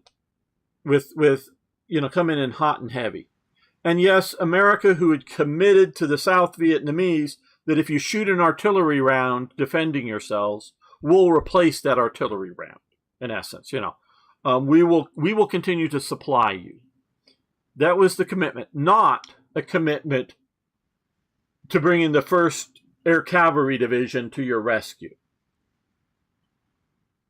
Maybe a little ambiguity over things like air support, because we did, have carriers and air bases, Andrews Air Force Base, sort of up here. That isn't that far away. Maybe ambiguity about some, air support, but we would definitely resupply you, drop some bombs, we'll send you more, that kind of thing. Well, that didn't happen. We did not continue to send in more supplies, and because the attack wasn't just, it was partially a steamroll from the, from the north to the south, but it was also a pincer movement through Cambodia as well. And they realized, even if they can hold them up at Hue or Da Nang or wherever along the coast here, they get surrounded. It was sort of like the British would, hold here and then get flanked around, and then so the British would retreat and get, so that they, if you had a stronghold, the Japanese were able to bypass it. Well, they had strategically bypassed some of the northern strongholds. And so, the South Vietnamese got crushed. Okay. The U.S. chose not to crush North Vietnam. We could have flown our B-52s and basically eliminated all life in North Vietnam. Not all human life, all life. We could have nuked it to hell. We chose not to. Would that have mean nuclear war with the Soviet Union or China? No, I don't think so.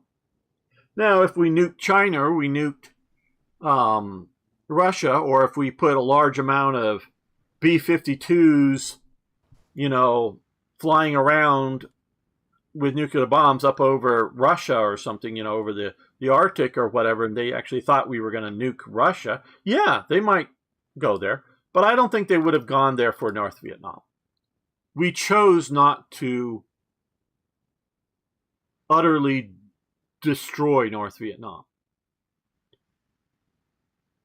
There were a bunch of mistakes made recently in Vietnam, or not in Afghanistan.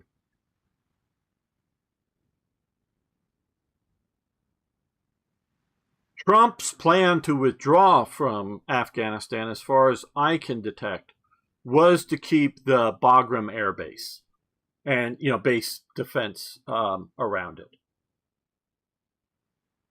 But withdraw from everywhere else, maybe do special forces raids or whatever when somebody decided they wanted to do it.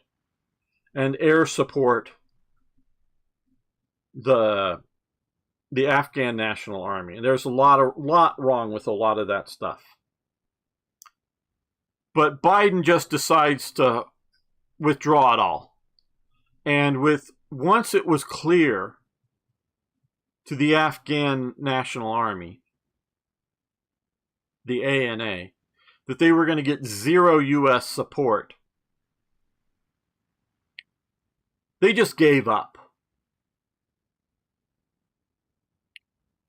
Whether to switch sides or run for the hills, grab their gun and go protect their families, whatever it was, they just gave up. It wasn't that the Taliban defeated the ANA. I mean, obviously they did, but it wasn't that the ANA fought battles and were defeated. It was just, and they were trained. The Afghan National Army, the ANA, was trained to fight with American air support, and or Afghani air support, though more American. So, you find an enemy position, you call in air support. You get heavily attacked, you call in air support. You run around with your M16 or M4 carbine or whatever, or machine gun or whatever, and you run around with that, and you're trained on how to do that to some degree. But for any tough problems, you just call in air support. They're never trained in a practical sense to deal with stuff on their own. And now you've just withdrawn their air support. a major element of their fighting, because they knew from their experience that there isn't always an aircraft above your head to, that will bring freedom in your support. Well, but they knew if they could hold on, if their forward operating bases or their major operating bases, or if they've got a patrol out there, if they can just hold on for a while, that air support's going to come. Once in a while, it might not. You might still be able to, fight off the enemy. Once in a while, it might not. The position will get overrun. But more often than not, you'll be okay. One way or another, you'll be okay. They realized that wasn't going to happen, so it gets crushed. So the U.S. chooses not to, not because it thinks Russia or China is going to go into a nuclear war. Hell, I think the Russians would have been. They were quite happy to see America bogged down in Afghanistan, but trust me, the Russians hated the Afghanis probably more than we ever have, after their defeat there. So they would not have been morally outraged if we, glassed Afghanistan. So, yeah, however brave you are, however much the will is important, in the modern context, you can be the bravest German there is, but if you're running out of artillery shells and you have no gasoline for your tanks, the Soviet T-34s are going to overrun you. Because, let's face it, you're just by that point mentally not into the idea of suiciding yourself on enemy tanks. You can, and people do, single-handedly with, their sort of anti-tank grenade thing that had magnetic attachments, take out a tank. It happens. It's documented. But that's also only under circumstances that they can do that, that they find that they can do each other. A tank is advancing near some trees. There's no enemy infantry around it. And there happens to be a German with a Panzerfaust or one of these anti-tank, you sort of stick it on grenade, pull the cord and run away from it before it blows up kind of thing. You got to sort of be kind of close enough to it to do that. And then, yeah, you can. But if there's infantry moving up and tanks are sort of operating in support, or there's a lot of open ground and tanks are just coming in, your Panzerfausts aren't going to do any good. Now, there's a bunch of terrain in Germany that, yeah, you can find those, in the forests and the cities. Yeah, but, eventually you're just going to get overrun. So no matter how brave, how strong your will is, whatever, in the modern context, because we can see a lot of bravery, a lot of will, some okay to maybe good, but just barely good tactics by the Japanese.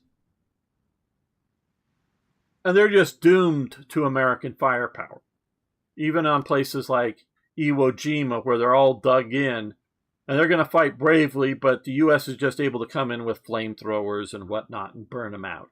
Oh, they cause a lot of American casualties. This is one of the heavy casualty incidents of the war. But I don't know if it saves more than it costs. That could maybe be calculated. But they're flying out of Guam because we take over Guam again. That's another invasion. And we're flying out from Guam and bombing Japan. And I think it's into the hundreds of B-29 bombers that have a large crew. So if it's 100 of them, it's like 1,000 people or more, whatever. I don't know exactly the crew and the numbers. That either just barely make it to Iwo Jima because they put up a landing strip. Not an operating base so much, but a landing strip. There, or crash land somewhere, or bail out somewhere near Iwo Jima. Because they have a bunches of destroyers and whatnot in this sort of corridor to try to pick up down pilots and air crew. So there's a bunch of aircraft that come limping back that, had this been a hostile base, would not have been saved. So, and of course they also get Okinawa, but we're running more at that time out of Guam, I think, for aircraft attacking. And also realize this is a flat map and it's a globe, so it's not quite these dimensions out here.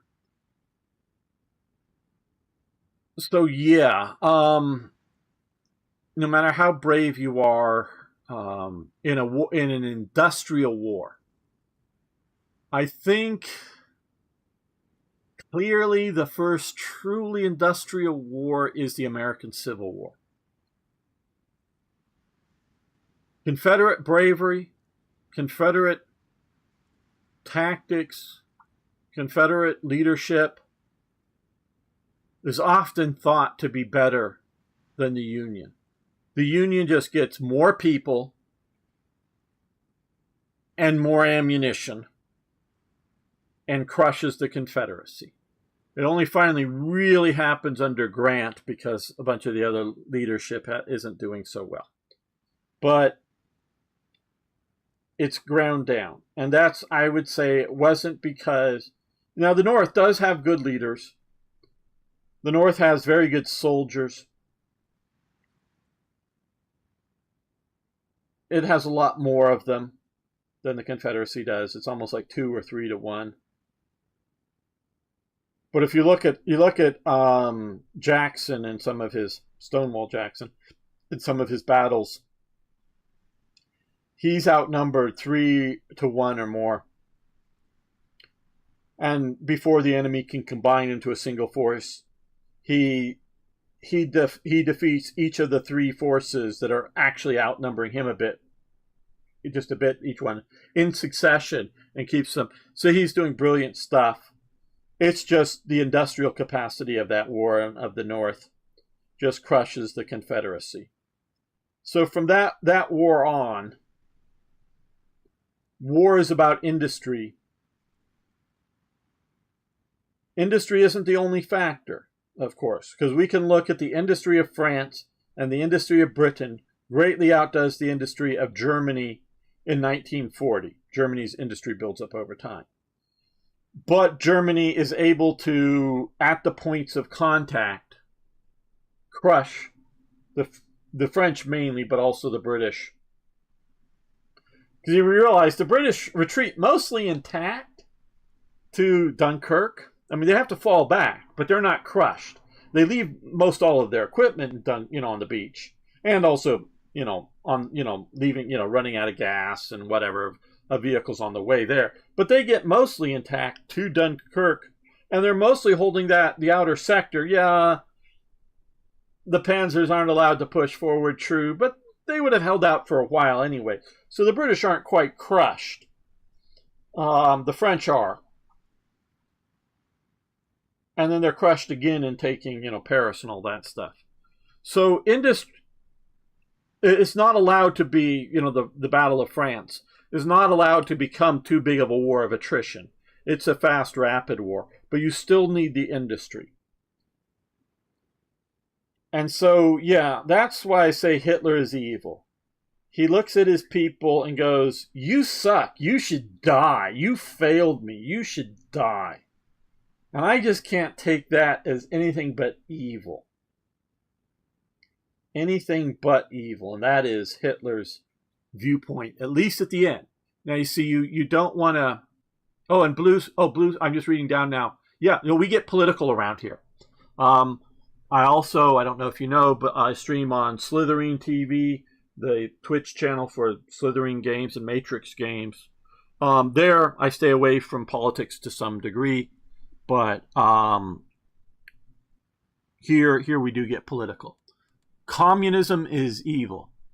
Dude, you live in Arizona too. Nice. Cool. Yep, I live up in the mountains, Arizona. If you live there, that's very cool. He died in 23. Yeah, Dietrich Eckhart is, and thanks for that, Sing.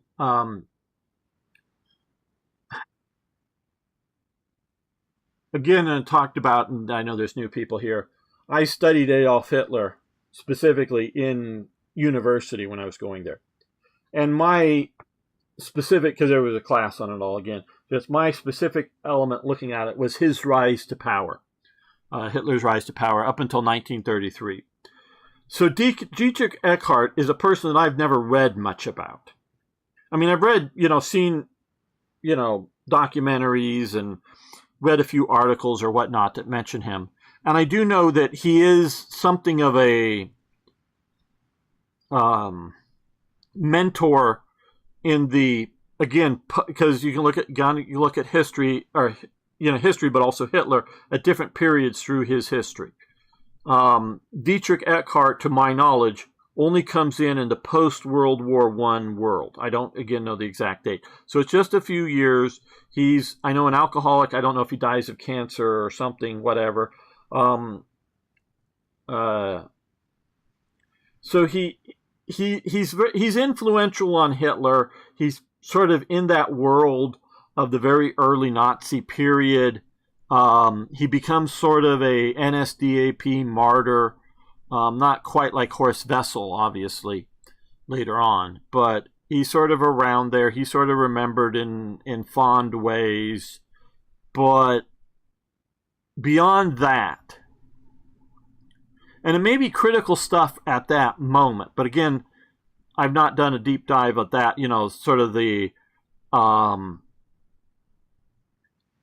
very early 1920s. There's more mid to late 20s into the early 30s when I was doing my university studies on Hitler.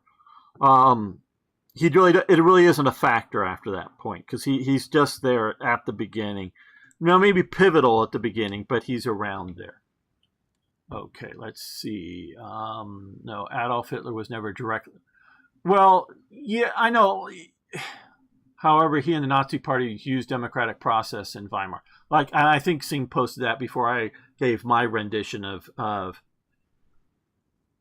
Hitler was on the ballot. His name was on the ballot at times in the mid to late 30s, but it wasn't a free, and it was sort of like, hey, vote for Hitler or not, but you better vote for Hitler kind of thing. Yeah, Lum, I know, is already offended, but he was offended when he was born, so he's not been unoffended since he was born. Dude, I see and hear things, but yes. Hello, Jamnuska. How you doing? Yes. Oh, hello, Elizabeth. We're just catching up. Joseph Smith and the tablets only he could read. Yeah, and he didn't even produce the, because they, cameras were very early, I'm not saying everybody had a camera in their pocket, I guess, is my point, that he doesn't have photographs of it. No one else saw it. So I guess, and again, I very much stay away from anything that's my beliefs. But I just have a really hard time believing in tablets and things that only he sees, that God takes back. And I just whatever I may believe, and I do believe there is a God, I will say that.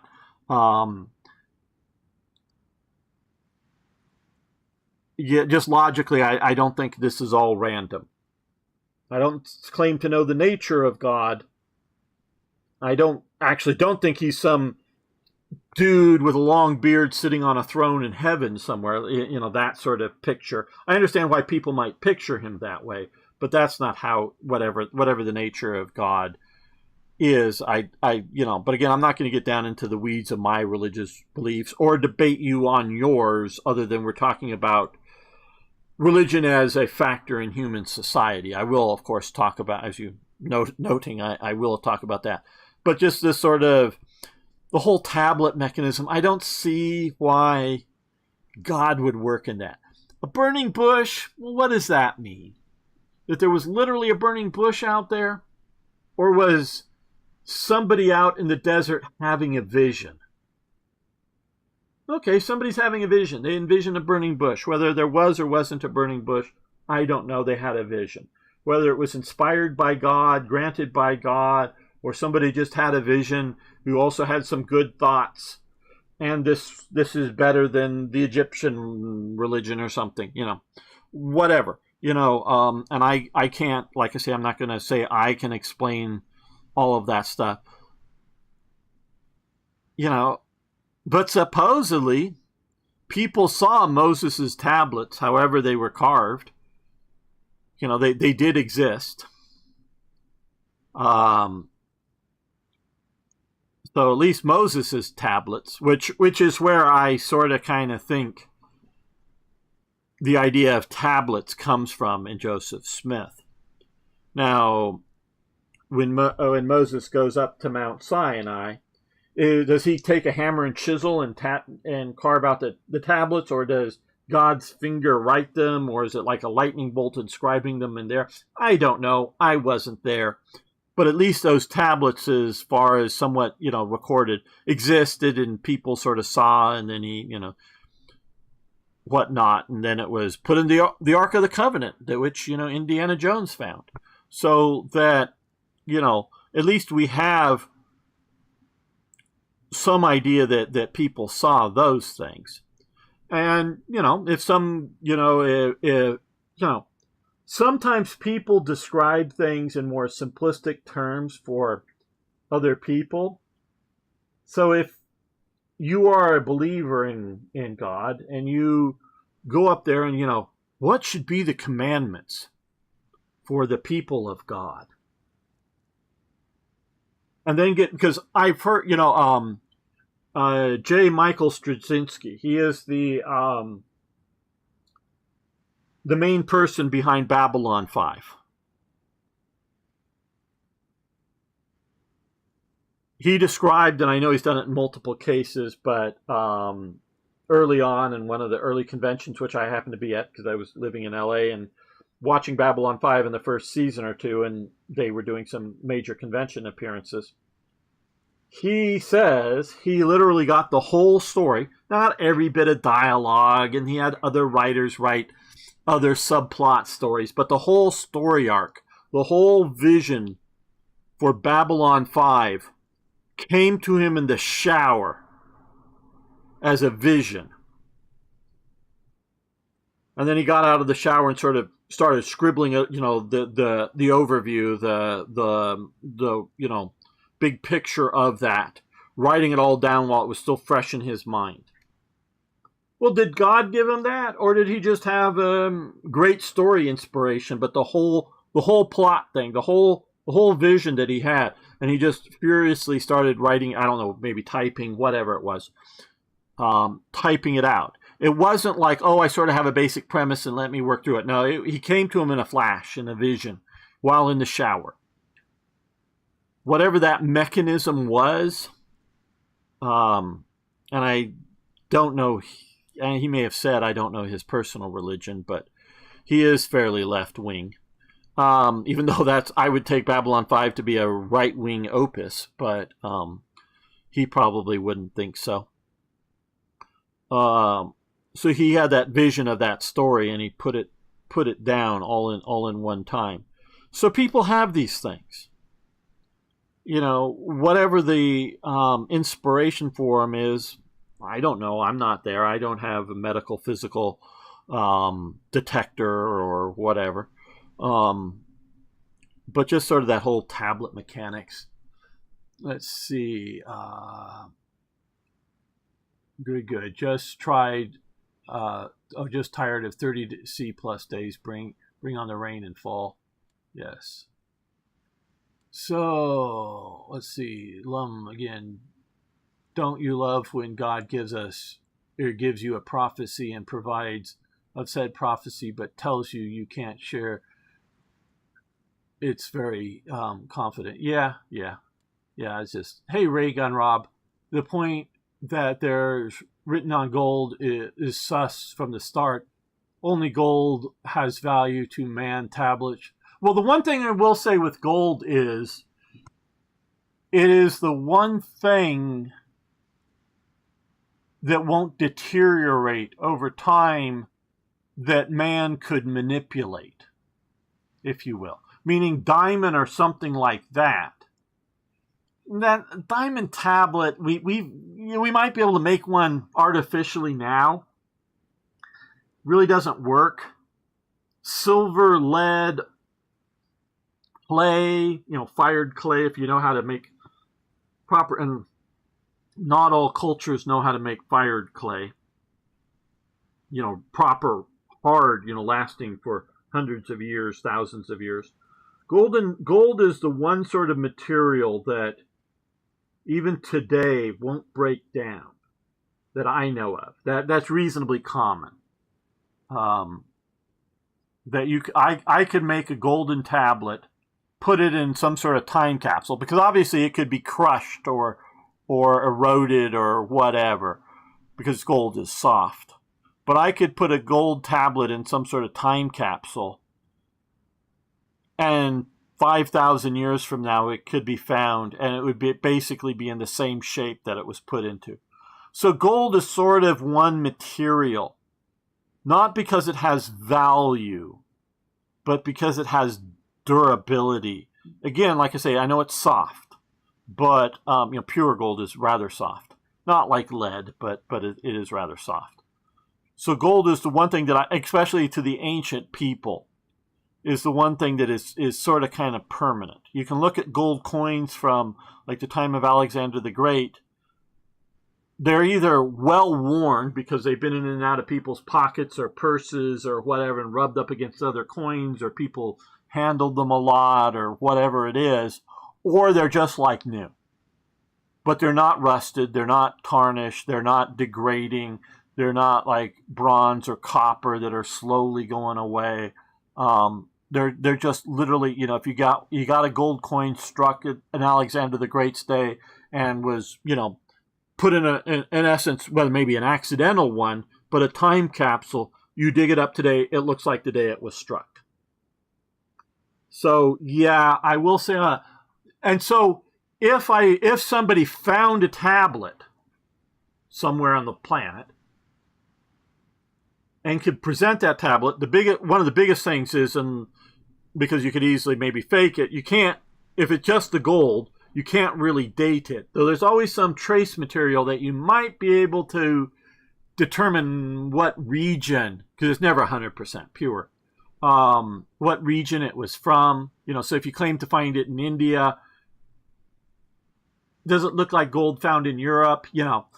Whatever. So if I was going to preserve something like the Ten Commandments, I would put them on gold.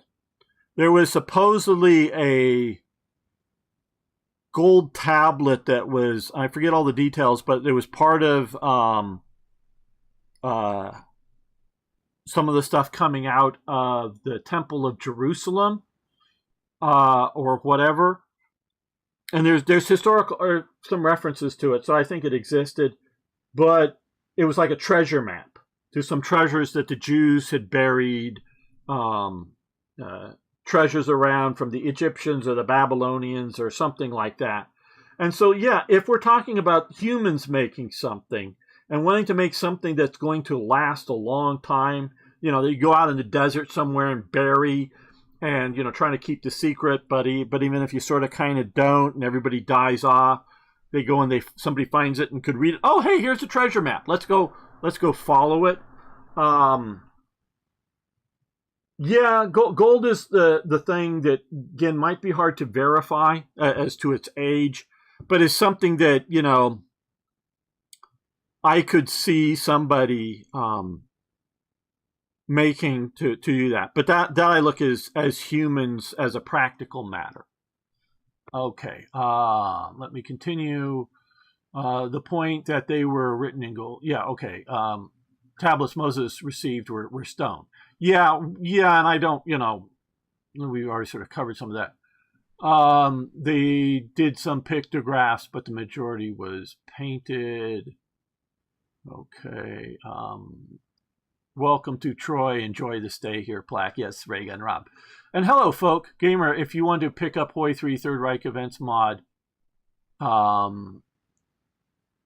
it may be better to do as a sub-mod for Black Ice.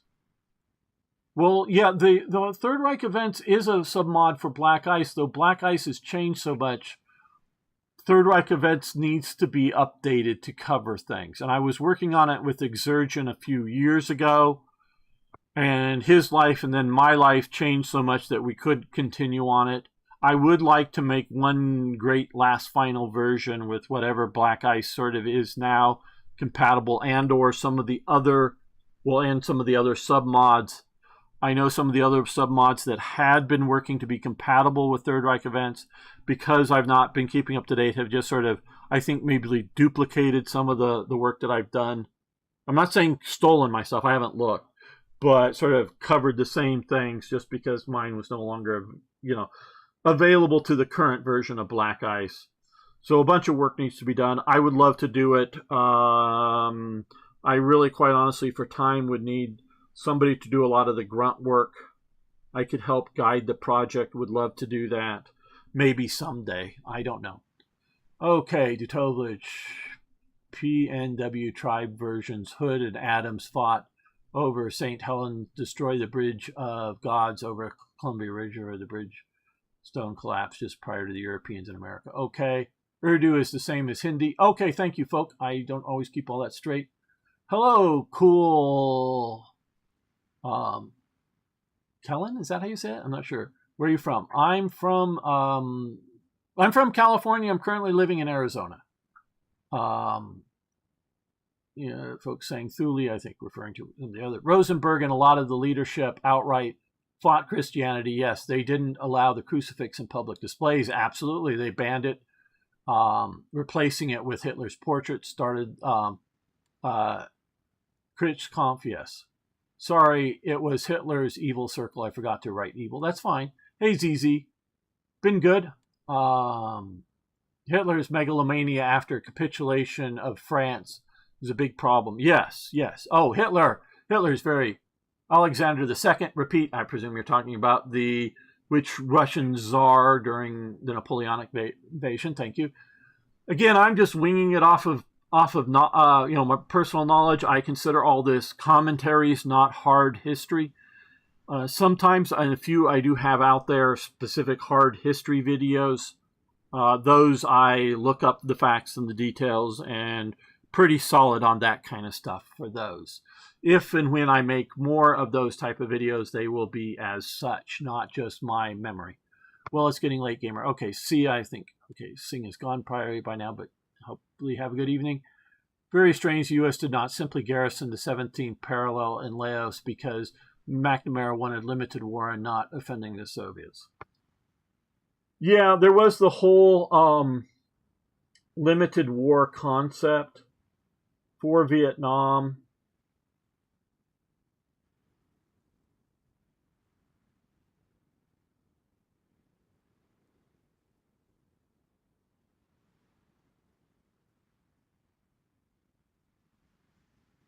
Although South Vietnam as a country is a peninsula, other than way down here, it is not a peninsula.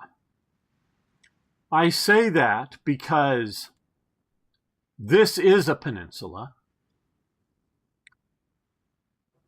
and this is a peninsula. The U.S., as one of my history teachers said, the U.S. clearly wins the Korean War, but fights to a draw with the war with China in Korea. So he sees it, and I will adopt the view that there are two wars. One, the Korean War, in which the North Koreans invade and push the Allies, mainly the Americans, but some Koreans, down to the Pusan perimeter. And then MacArthur does his landings up in Seoul and crushes the Korean army and is sort of right along this sort of line, and the Chinese are getting panicked. And the Chinese enter the war, and that's war number 2, which is mainly fighting, 90% or more of the enemy are Chinese troops. And they are worried about nukes. They are worried about the war expanding. Chiang Kai-shek is, hey, you want a few divisions? Everybody's going, no, we don't want, we'd love a few British divisions or somebody else, not Japanese. They're still in the doghouse after World War II. And the Koreans would not have been happy with having Japanese troops there, thinking that they might be back to occupy them again or something. But no nationalist Chinese. We're not allowing the nationalists into this war. MacArthur sort of wants to bring them in because he's just a practical person. And so they, fight to a standstill. Because realistically, the American people are not interested in a war that's going to battling over China. So that's going to take millions of Americans. There will be many millions, many very good soldiers and other people sitting in Taiwan ready to go. Many others would have defected from, because the amount of defections going back and forth during the latter stages of the Civil War between the, and there's basically, to one degree or another, an ongoing civil war in China from approximately 1910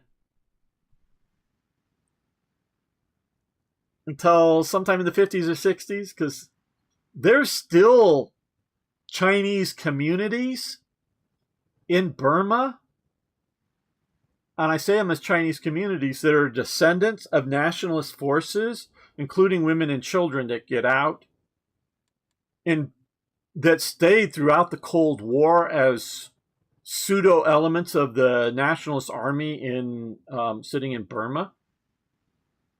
I know I'm calling it Burma. I know it's sort of Myanmar now or whatever the hell, but we all know it is Burma. There, and even during the French Indochina period, there's still sort of holdout battalions in the, because this is rugged parts of the world, You can go get a battalion or two lost as guerrilla forces. And although China's army is huge, they're not pouring, huge amounts, into the wilds, shall we say. So there are nationalist forces around. There's nationalist forces that have evaporated into the population. That had the Americans been coming hot and heavy and all American-like, there would have been lots and lots of Chinese. I'm not saying the majority. I don't know. But in the idea of millions of people, not all soldiers, but millions of people would have been, because of all of America's support during World War II, there would have been millions of Chinese, especially if, the Americans said, we're just liberating China, we're not conquering it, not being like Japan. Millions of Chinese would have come out of the houses waving American flags if they had had them. But it would have taken huge amounts of American forces, draftees, not just volunteers. I mean, they were drafting just for Korea. It would have taken a lot of effort to conquer China. We would have, like I say, even in China, we would have had lots of local support. Lots of it. But it would have been a bloody thing, nonetheless. Especially if we were looking at post-Korea. It would have been better if we had gone in there before the nationalists had capitulated, Not just in the last few days, but early enough. That would have looked different. That would have given, I think, the nationalists enough backbone to fight harder against the communists. Because the nationalists were... And this goes back to the everything. Well, the corruption goes back to the latter days of the Chinese imperial system. But China was basically in a civil war, hot, cold, whatever. Excuse me. Since 1910 until sometime in the 50s or 60s.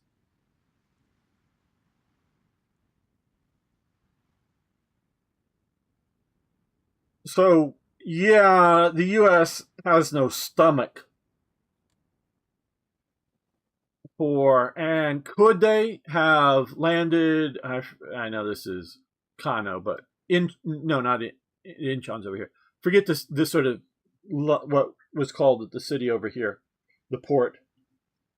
Could we have done another, or maybe here, another sort of Incheon landing in that? Yeah, but it would have taken, because this army was basically occupied, it would have taken a whole nother army. And there just wasn't the appetite in America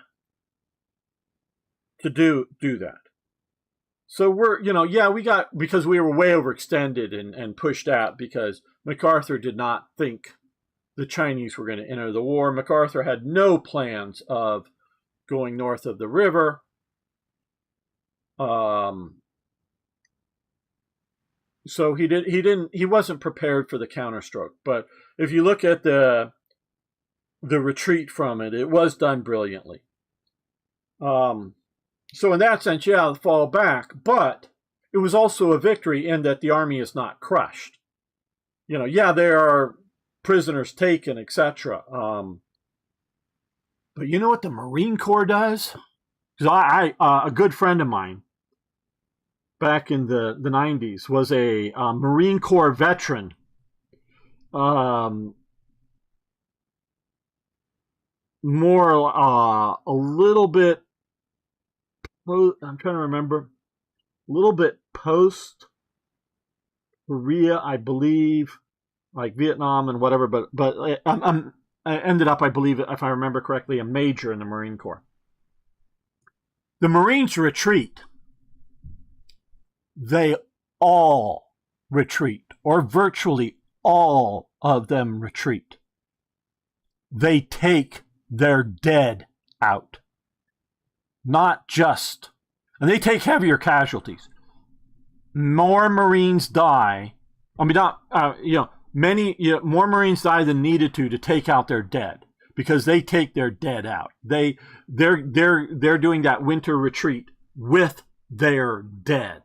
They are not, the army's leaving the dead. They're killed on the battlefield. Let's get the living out, including the wounded. As much as they, so long as the man was alive and they were meant to carry the stretchers, they were carrying them out.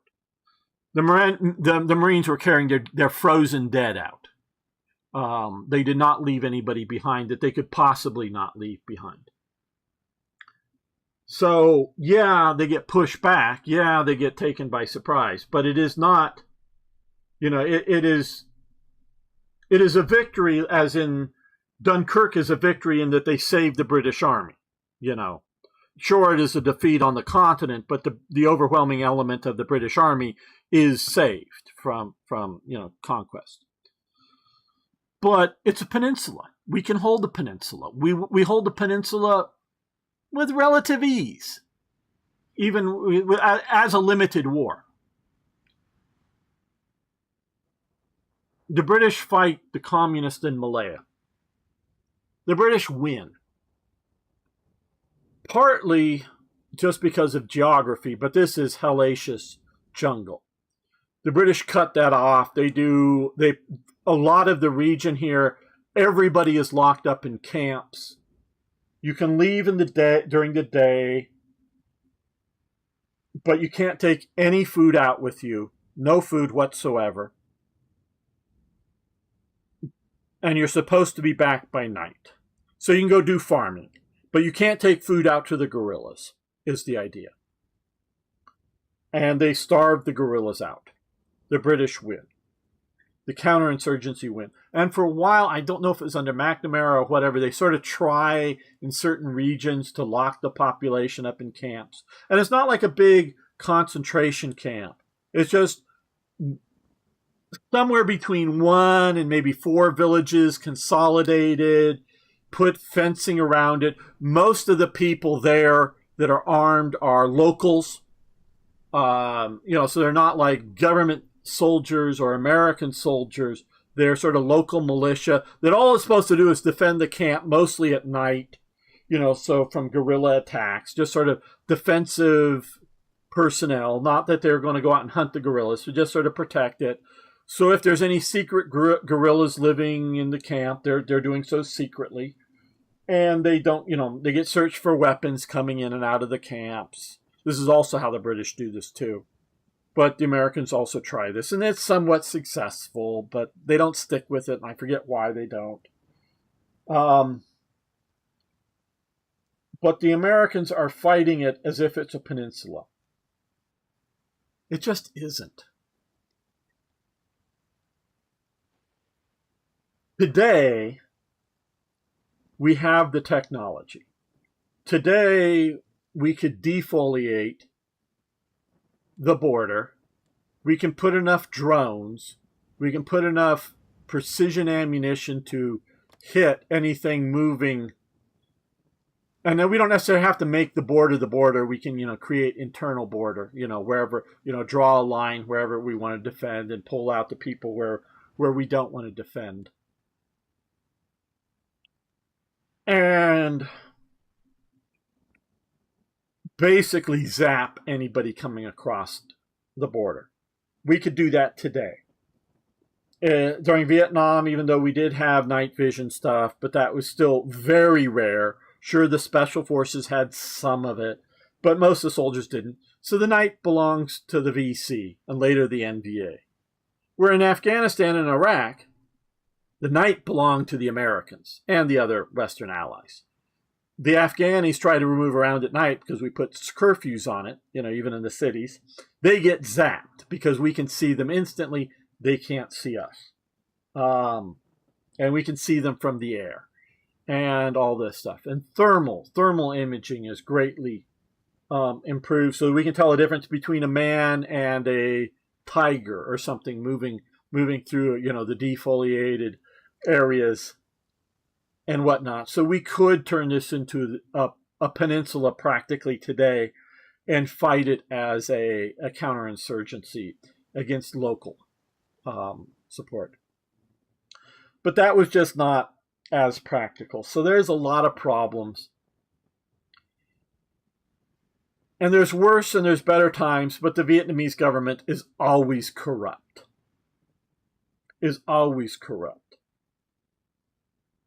And certain parts of it are corrupted by the communists.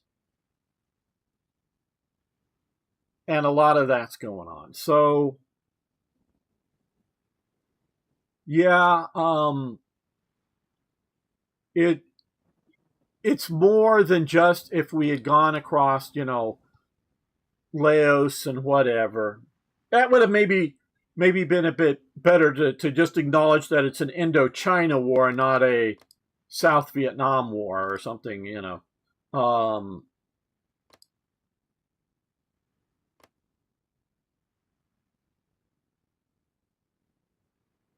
if you kill enough of them, the enemy are defeated. But you got to kill enough of them. And because we were mostly fighting it as a just war,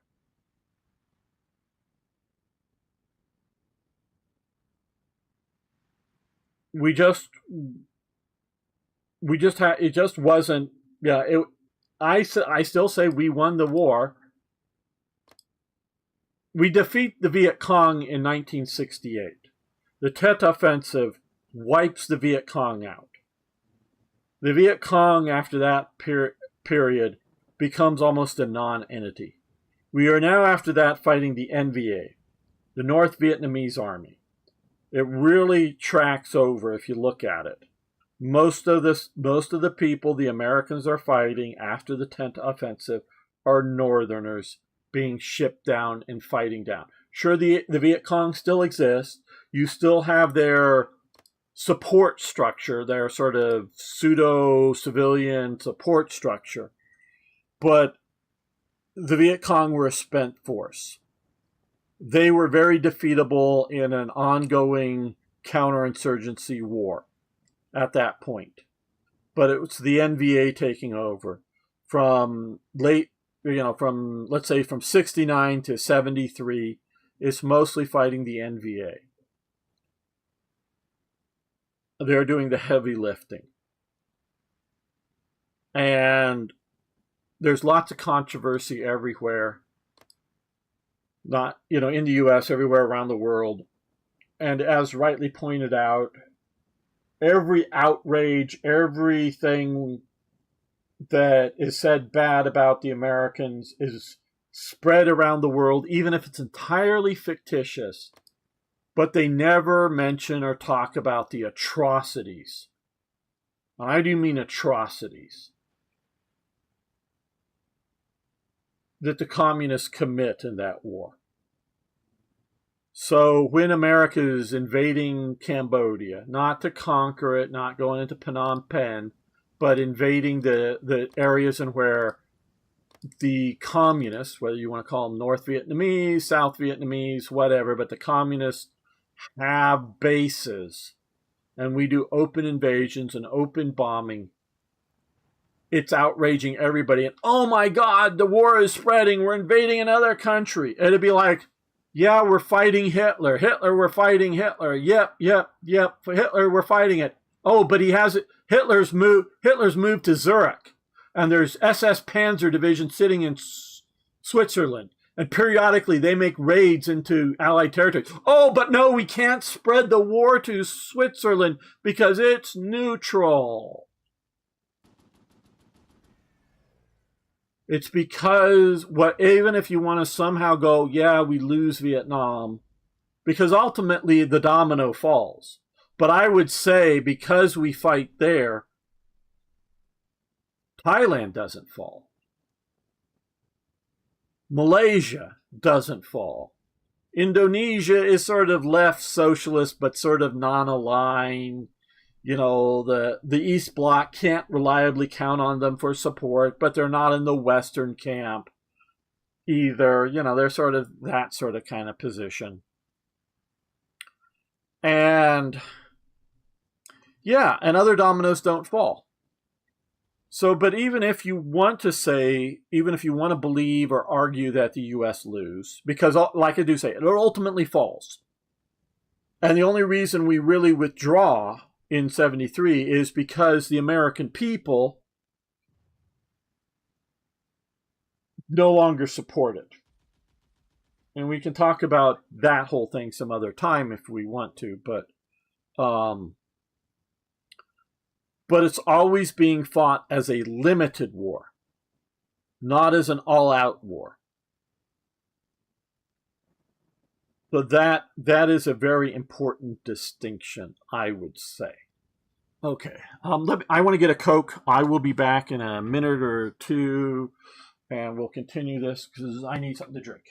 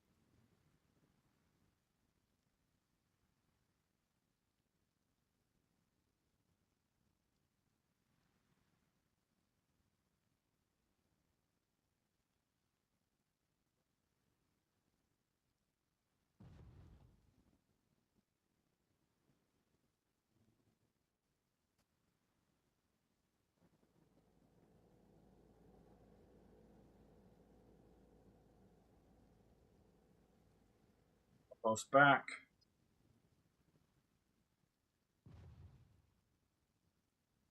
And then we'll finish up with the chat and get on with the game a bit more, because I feel like playing.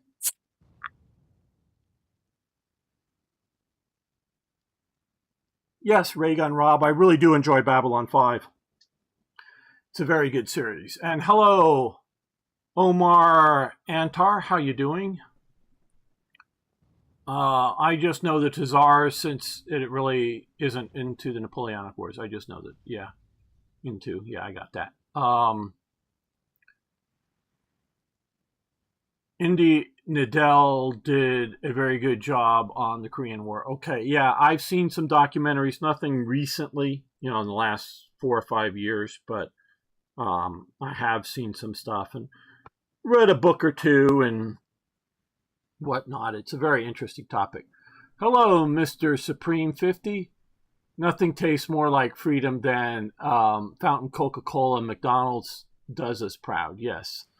Good Coca-Cola is great. I'm a big fan. I drink somewhere between 1 and 3 a day. That's about my usual intake.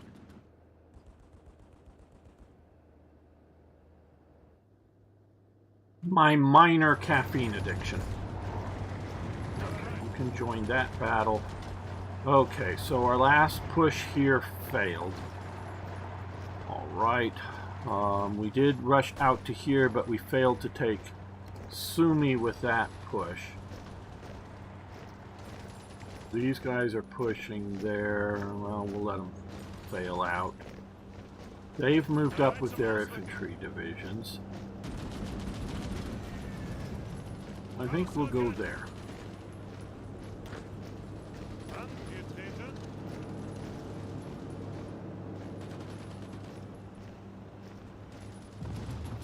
You guys might as well start pushing up. They're holding there. You guys go east. Send in one of you to try to hold that. Now we are having supply problems. Not maybe terrible yet.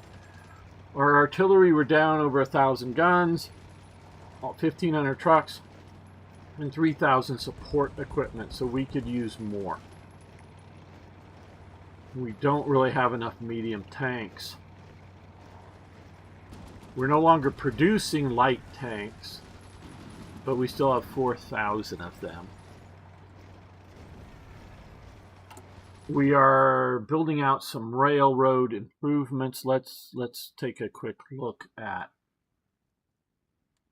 that here. Okay, we recently got this, but this gives us 3 to here. We're building this up. That'll in 8 days. That'll get working because this part had been a while before we got it. So that will give us 3 to here. We're building 3 and 3. We've got 2 to here, so we're supplying through to here, out to here. And shit, actually playing the game, this is crazy. I know.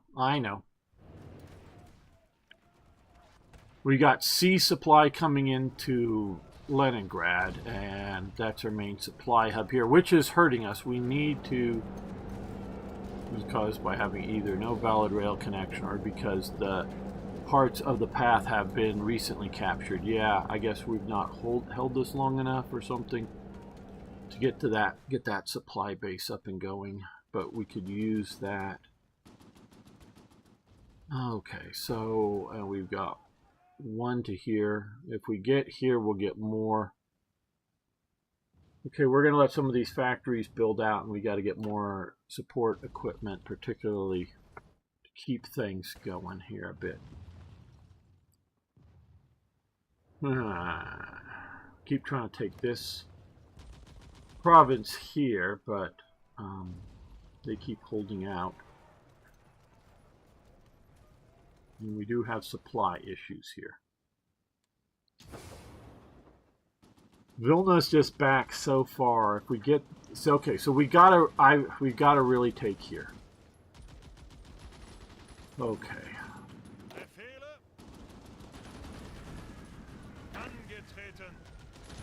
Let's add to that, because if we get this, that'll give us supply more locally instead of back up at Riga or back at Vilna or down here at, what is this, Minsk. We'll get a more forward supply hub for here. This really, I keep going back to it. This game is so much better with railroads in it. So much understanding. Why can't we take this? Well, part of it is swamp. Part of it is the size of the Soviet forces. Part of it is just not the supply. It comes down to that as well.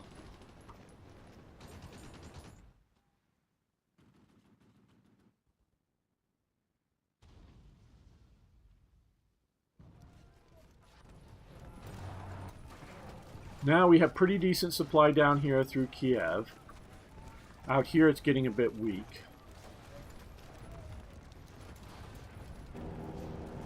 So these forces here are reorganizing, maybe even getting replacement equipment. Down here, still relatively good. Okay, you're still attacking across there, so we'll throw in a division to support there and a division to support there. And these guys can also attack across the river.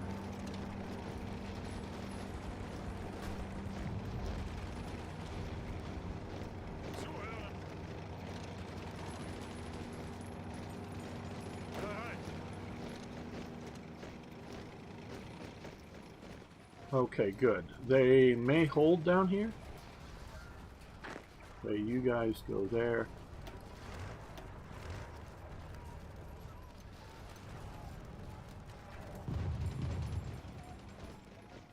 Yep, looks like they held. Good.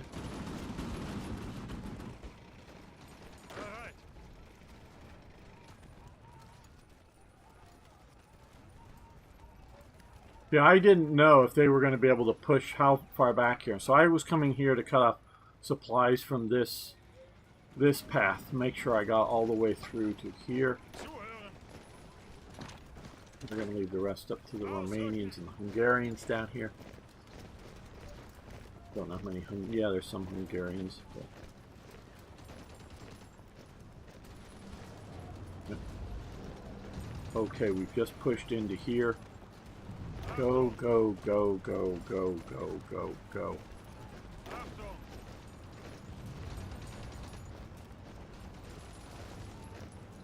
You guys keep going east. You go east.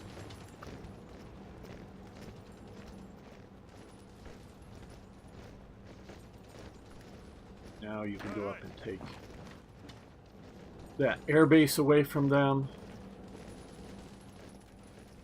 I think they're operating out of it.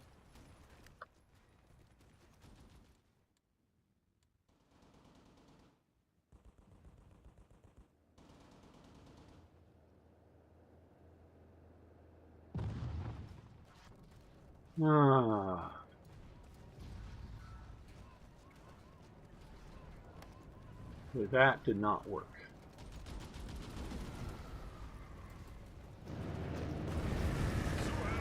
All of you, Panzer Force go after this division here. You guys go here, here, to keep them from sending in reinforcements. I know that's going to lose. I just want to cut these guys off to cut off supply. Now we should be getting a bunch of divisions up here. I guess we sort of got them here. Oh no, they're still coming here from that pocket.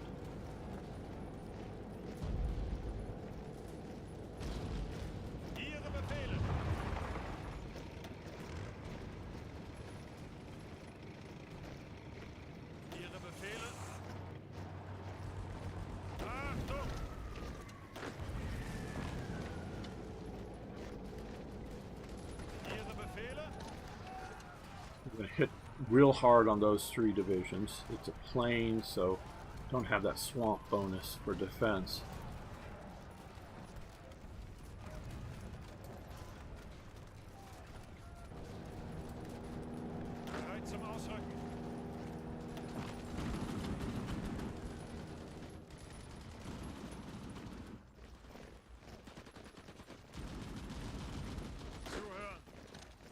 Okay, doesn't look like we're going to get that, but does look like we're going to get this. This. Yeah.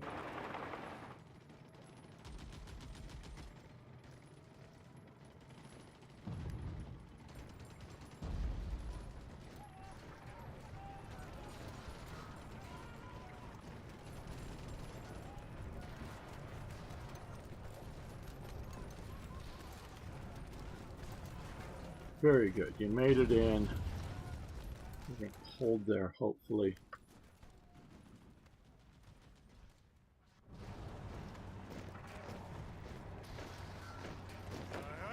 You guys and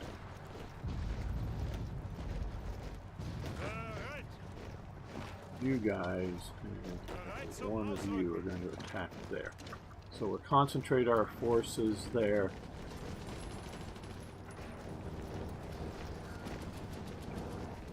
Try to swing around them. Maybe attacking into this forest will be easier. You support the attack there. You guys again do a spoiling attack there to stop reinforcements.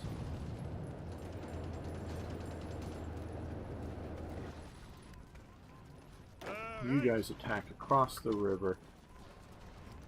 You join the attack.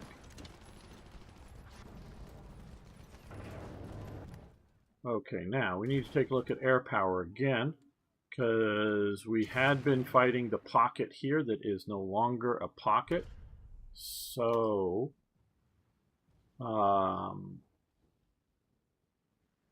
let's move you to here and have you go fight over Belarus. Pause. You fight over Belarus. You guys also come up here and fight over Belarus.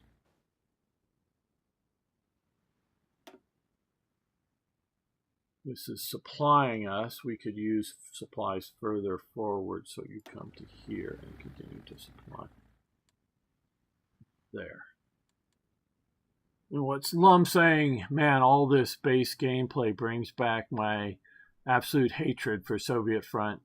God, it's such a swamp-ass front. Yes, breakthroughs, you ain't moving anywhere. Oh yeah, it's a problem.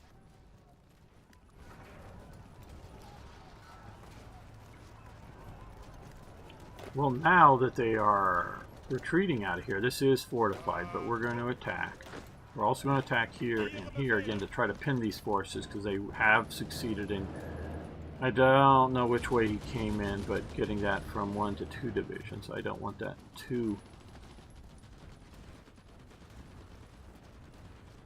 reinforced. The point is to get that city to get the supply base set up, but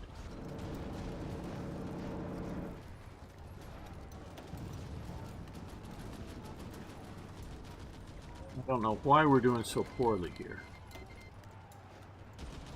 Okay, mastery. Yeah, since I'm not playing a mod, I'm unlocking a bunch of achievements. Let's drive towards Smolensk.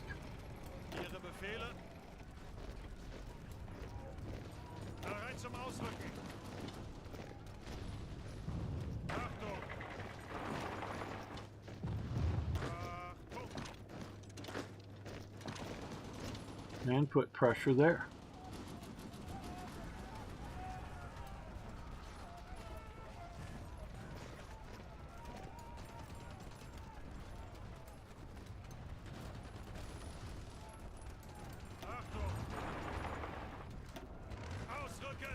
Tanks into this battle.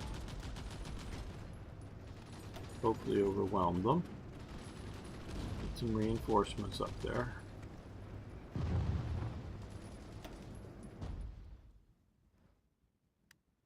And what's Elizabeth saying? They've bluffed Russia so much that Finland barely even... Oh, buffed Russia past a few months. Yeah.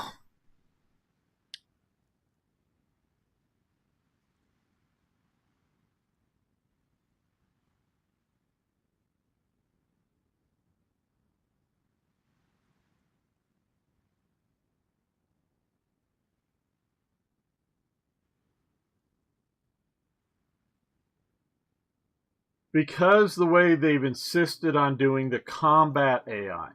I want to say it that way because there's like production AI, there's diplomacy AI, there's other AIs in the game, but the combat AI, it just doesn't understand the concept of reserves. If I were a mod maker for, I mean, an active one, I have made mods for HOI IV, but if I were a mod maker for this, or if I were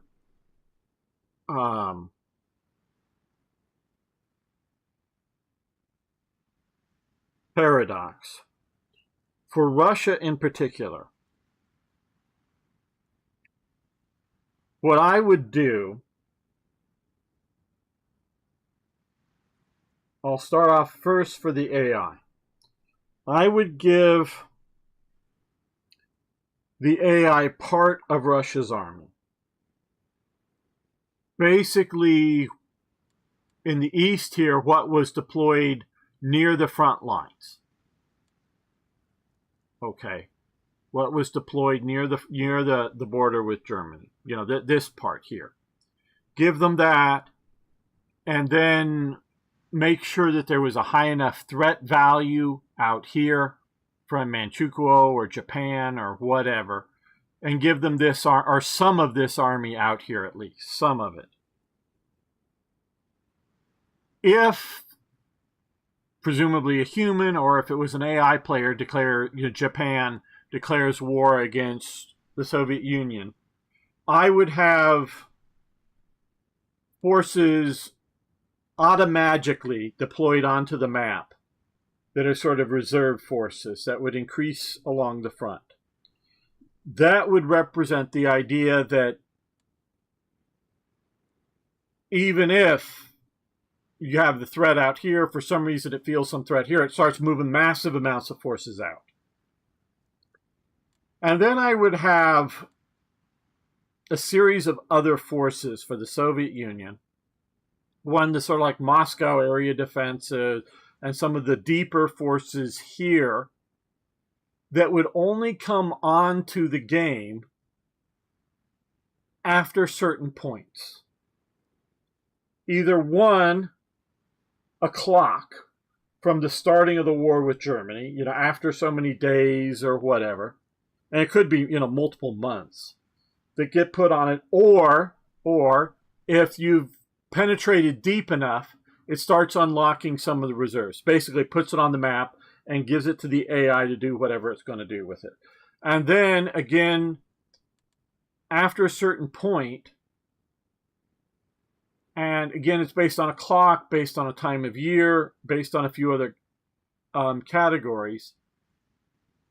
You know, so if that I would unlock the forces here that do the Moscow counteroffensive in the winter of 41 to 42. So that way, not all the forces are stuck on the border. That way, if Germany, which it did historically, and if you war game it outright. Oh, and I might also have another sort of set of forces here that would come on to defend once. Only come on to defense once Finland, you know, gets into the war. Not huge amounts, but some. So that way, if Germany crushes all these forces that are along the border and are racing in, it doesn't mean all of Russia's forces are crushed. They got all this stuff back here in reserve. That is how I would do it. And so just like we're seeing here with all these, well, some of them here, deep, you know, red boxes and lack of supply, that's going to be slowing down Germany. And they're going to, you know, have like they did historically, have pockets around, you know, Smolensk and wherever that slow up building and changing the radar. So that's how I would do it. Okay, Not a Normal Person is back. Wait, hold up. It's the 5th of September. I left the 31st of August. I know, it's crazy, yes. Well, I got on a lot of other dialogue about that, or monologue, or whatever. Oh, you actually think we've gotten pretty deep into it? Yes, yes. Okay. I get you. Okay, for Falkwolf, we have another point. I have not done a deep dive into this. I understand picking these things, you get better air attack for aircraft made by and or designed by this range ability. We'll go for that. That sounds like a good one. I'm sure there's much, either doing it historical or otherwise, there's much to figure out about that. Yes, sarcasm. I get it. I get it. Hey, as much as this is entertainment for you, this is also therapy for me, so you got to understand it that way. Okay, we got the super heavy howitzer. Oh joy.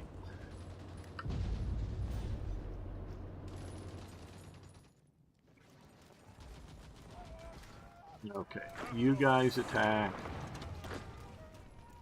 You guys attack there. You guys attack down there. There we go. Bereit zum Ausrücken. Bereit. General frontal offensive looks like it might do some good.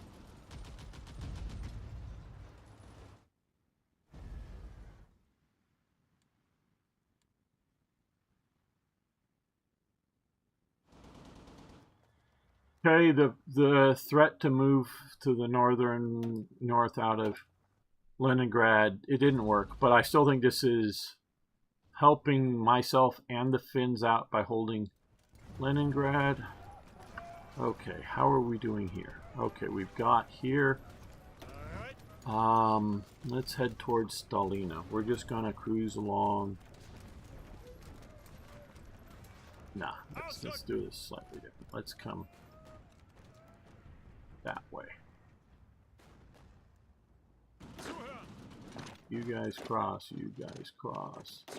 You guys cross to there, you guys cross to here. You help on their attack there. One of you crosses.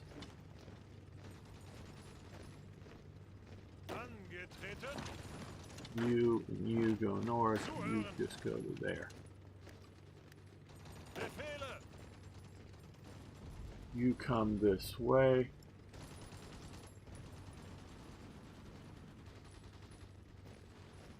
Bereit zum Ausrücken. Ausrücken. You attack there.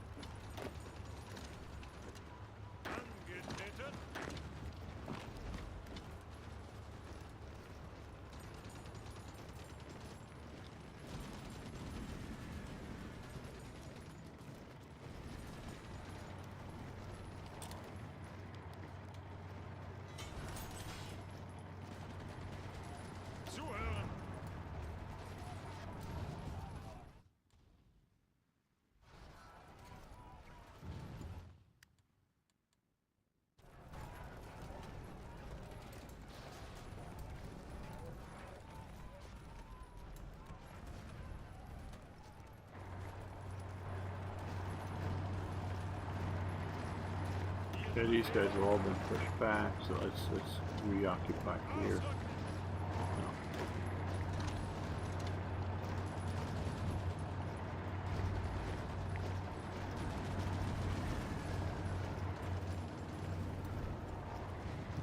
No. Okay, well.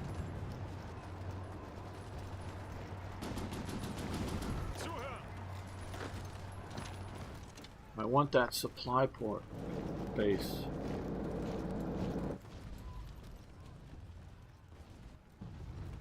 But we did get to Smolensk. Very good. You come up to support there. You come into there. And you counterattack that way.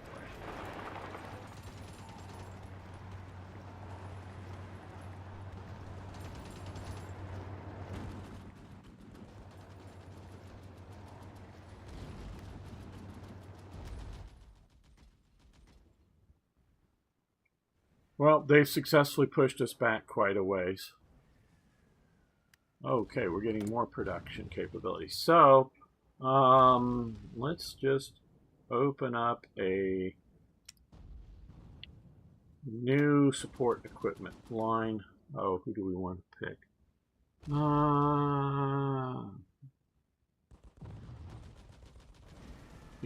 I think this is where we want to go. Let's give that at least 3 factories once we get them built. Okay, so we got some more factories coming online. Let's again look here. So we got 333 to here at least. 1 to there, but that's supplying us well enough at that point. We don't have rail connection there yet, but we're at least holding it, which denies it to the Soviets, which has got to help us. Oh good, now we're getting supply up to here. That's good. So that will help all of this to not be in the red up there. Now down here it's not doing so great, but okay. Again, we got to get there, which will then get us supply into this area. Getting this back supply through here down to here is definitely helping us. And having that, okay.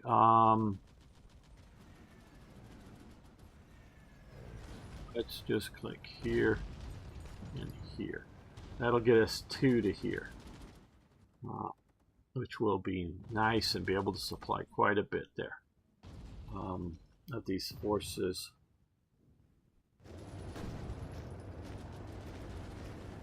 Okay, we have, now I'm seeing, okay, we've won in here.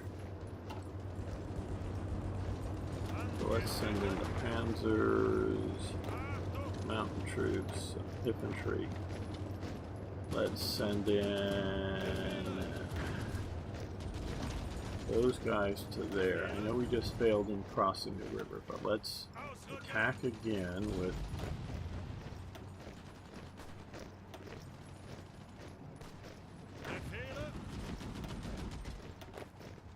those 3 divisions there to pin them. Let's attack into the city there while they're still weak.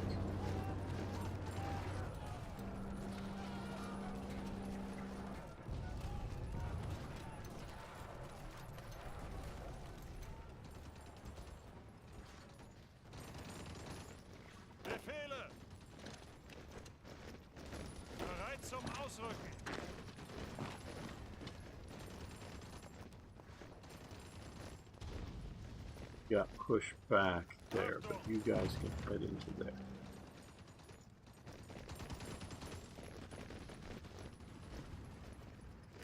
How is supply doing down here?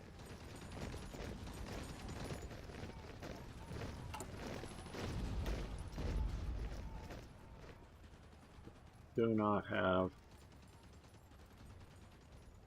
good supply hub down here. I think that is where it is.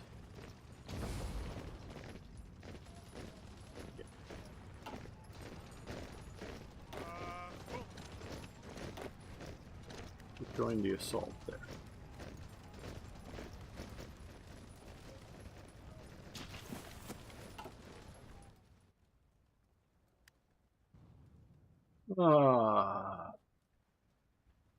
Yes. Not a normal person's getting into Lum's viewpoint. Some of those pans, yeah, they are getting pretty rough. They changed function of shift and control if you are doing that. I have no clue why they did that after 10 years. I don't know. Okay, now you attack there since there's only 1 division and they're fairly weak. You guys drive across here with them. Not that it's going to trap many, but you just might as well keep going forward. No, actually, you guys can look this way. We're going to crush this pocket in a moment. Once it's a little bit more starved out.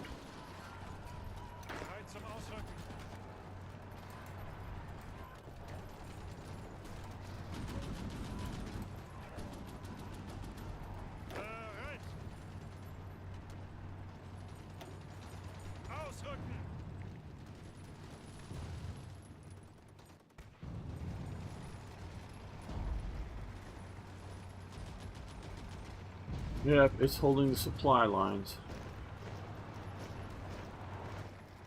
Don't know why it's keeping moving forces in and out of here. It's been doing that a lot, I've noticed. I don't know if it's thinking it's going to go on some offensive and then deciding not to. But whatever, I'm not sure.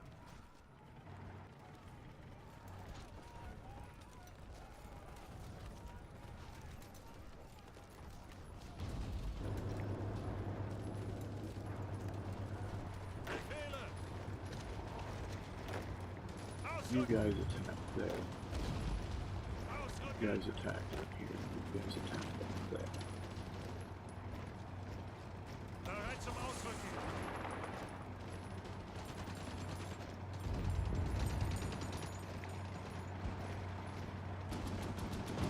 Zuhören. Angetreten. Bereit. And you just support. Bereit zum Ausrücken.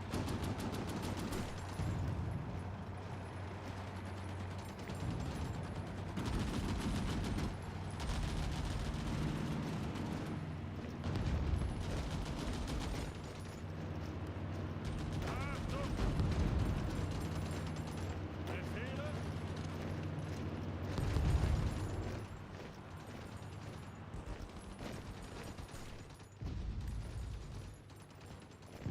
Angetreten. Angetreten. Bereit zum Ausrücken.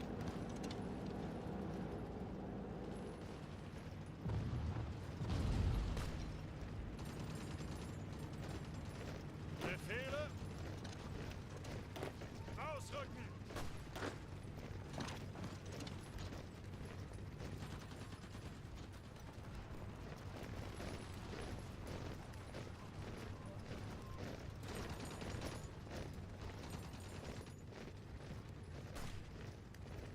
Bereit. You guys just keep pushing. Befehle. Pushing. Don't let them a minute's break.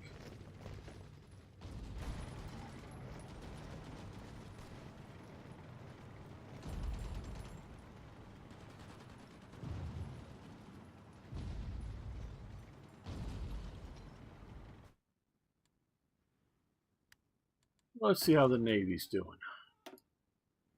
Were they left off of fighting the Navy? Inconclusive battles. Well, okay, 2 subs down.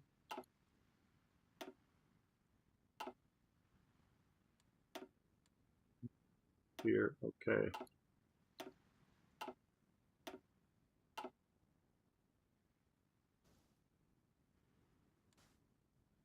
So far, my subs aren't doing too much damage to them.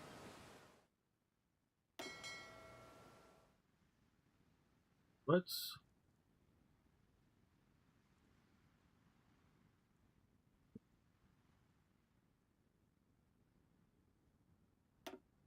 envoy rating and come out here.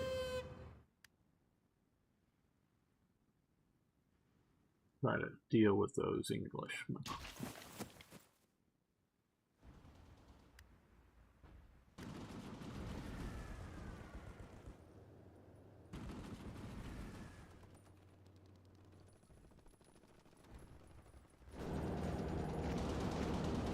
Probably lack of supplies of what we are.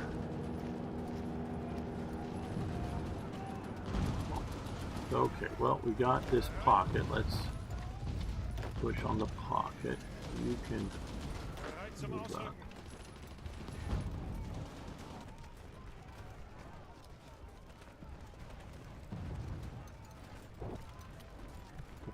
Let's see, we are almost connecting to Smolensk.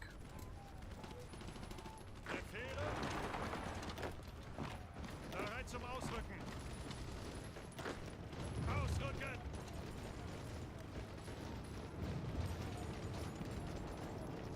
Ihre Befehle. Support that, but don't withdraw. You can move up to hold there.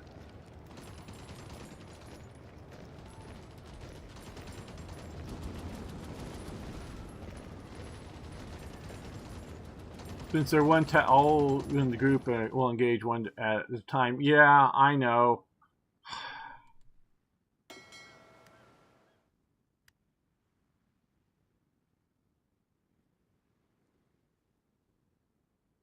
Hopefully the I need to look in better just how best to organize up the fleet and you know, for various operations, whether anti-submarine or submarine or whatever, how to fight the naval war. Okay, well, let's drive up there, let's support that, and let's support that. If we get holding along the river, we'll be able to hold it easier. And then I'm going to push more towards that and get a few forces sent around.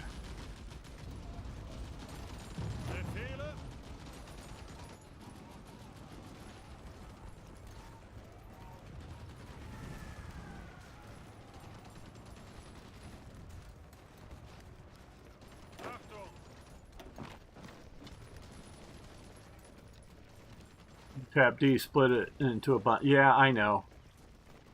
It's just I don't really care that much about it. Protection, though, they're useless in the past few patches. Yeah, I'm not surprised.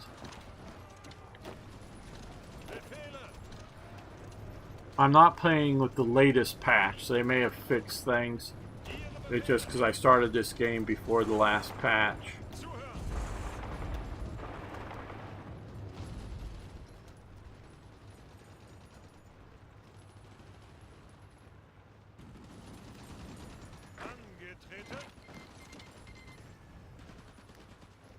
Okay, horsies, you come out this way and up there to Stalino. You guys also in your fancy tanks.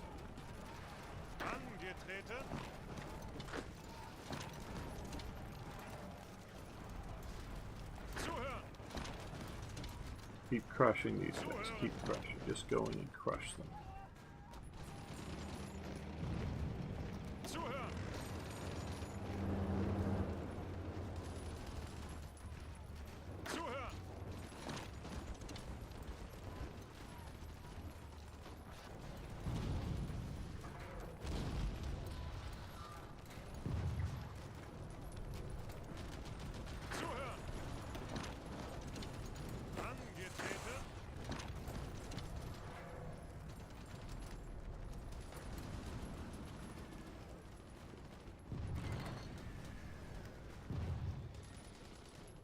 Guys attack.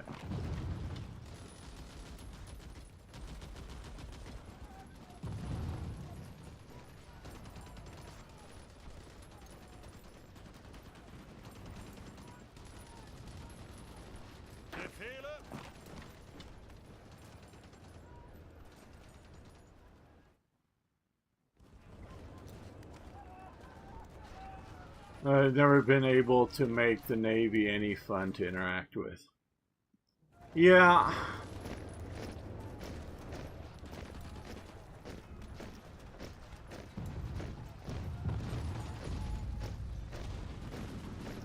The whole design concept of this game is just not the way I would do it. It was explained, you're playing Churchill or Hitler or FDR or whatever, and you're sort of making the big decisions. Yeah, you get to draw front lines and lines of advance, but then you're just supposed to sort of sit back and see how all the how all the little minions work the decisions out. I've just never been comfortable with that. That's just not what the game that I want to play, as you can quite see. So, yeah, the Navy, it's not meant to be fun to interact with in the sense that, oh, hey, we're having these cruisers attack over here and we're, you know, doing this other naval thing here and we're playing all of this stuff. It's meant just to be the big picture, as it were. And it may be doing that okay, I guess, but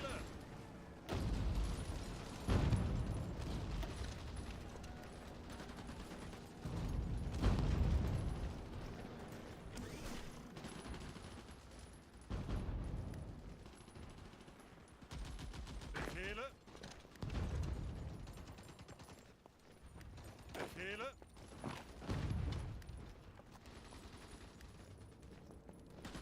Bereit zum Ausrücken.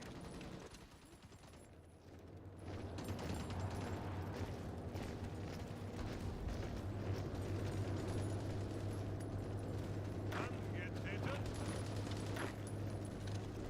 Bereit.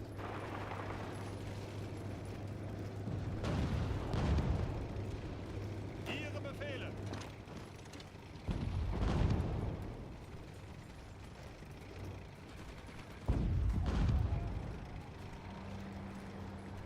Bereit zum Ausrücken. Oh, good, we got here. So, I don't want to try to pronounce it, but that will help us. Not immediately, because it's going to take, well, okay, it's going to take a little while to get, well, I guess we maybe already have the supplies. Okay. Well, that will help us. We're overrun here, but that will help the supplies down here. Yeah.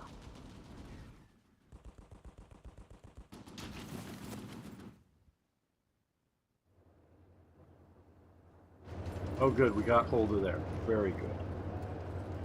Now, we can move this division up here. I think this will hold, maybe. Let's send that there. No. Okay, no, we're going to need to send you back that way, I think. This force is just a little too weak there.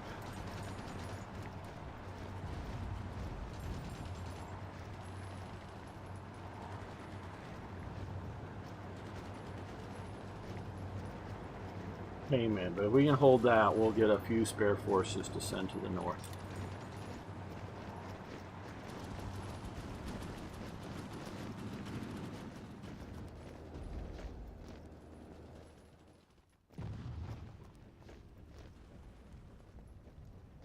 Befehle. Ausrücken. So yes, we're going to put you back there to get you in more supply. I enjoy the scale, but the minutia gets very tedious. Yeah. Well, you know, we all have our areas of greater interest in the war. Mine is definitely not the North Atlantic or whatever naval warfare. That is something I could readily outsource. Angetreten.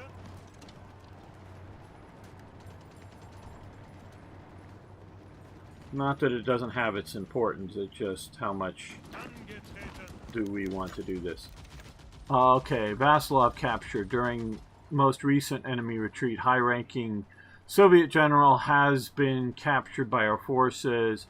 In our custody, General Andrei Vasilov has professed his anti-Bolshevism. He's the guy with the sort of circular glasses. And now propose to raise some divisions of captured Russians to fight. And yes, okay.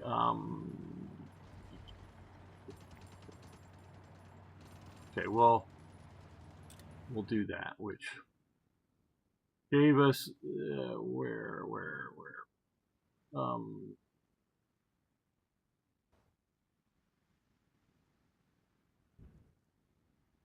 Ihre Befehle. No, that isn't them. No, it said it started with a P.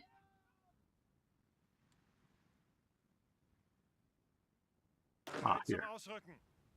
Okay, here we go. Achtung. So it looks like it even showed up with equipment, which is nice. The template is just some sort of basic division. Okay. Bereit. Ausrücken. Ausrücken. Useful.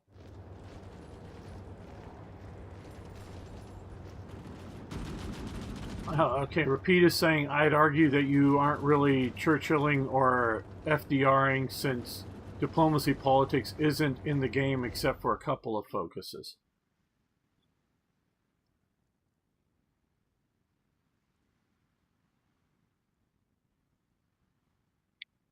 To some extent, yes.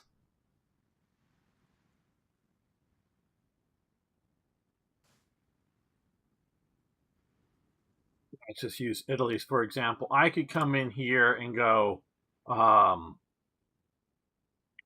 Do a send an attaché. I could ask for a non-aggression pact. I could improve relations if it was bad. Negotiate licenses. Start lend-lease. Request lend-lease. There's a moderate amount of stuff, but yeah, I get that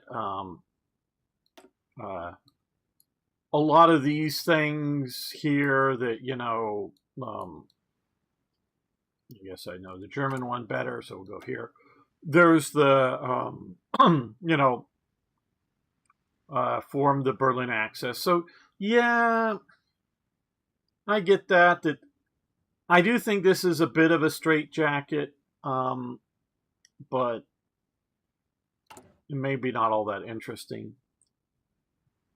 You're not entirely wrong, but I think there's some. The question is how much was there? There was quite a bit of diplomacy if we actually look at it, but.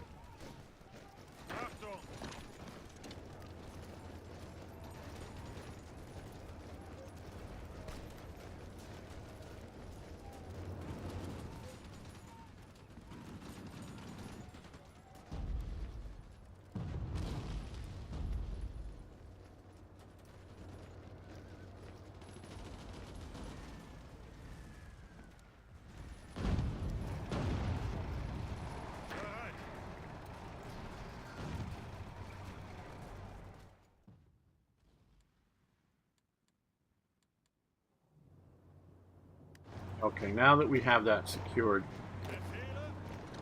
you guys go north to there. You guys go up to there. I think we'll hold this line, okay? With that river.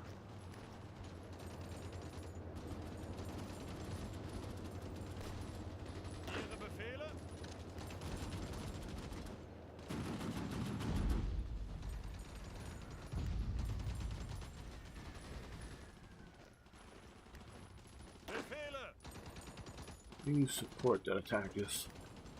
Add another division and put it on a flank.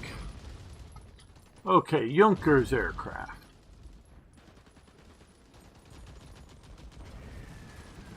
Fuel usage down. We could do that. That'll be good. I don't know exactly what we're building with Junkers, but we'll go with that. Okay, research.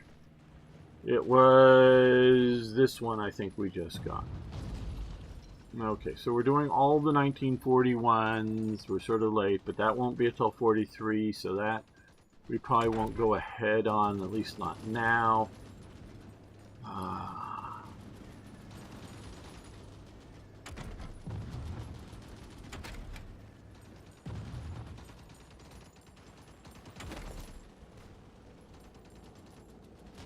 Those are sort of waiting till 42.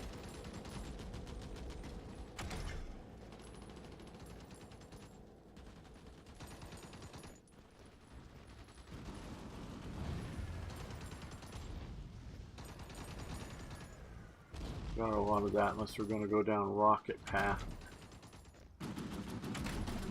Let's improve our reconnaissance elements. Since that's our only option, we'll take that option.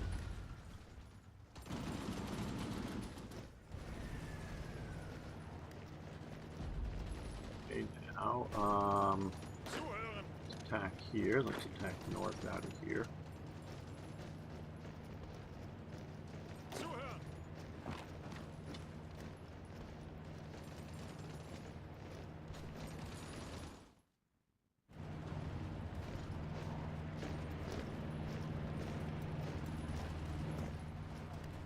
Now that we look at supply here, okay, well, we have this supply hub. It is over capacity.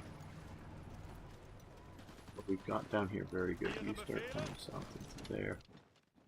Maybe we'll push into Crimea.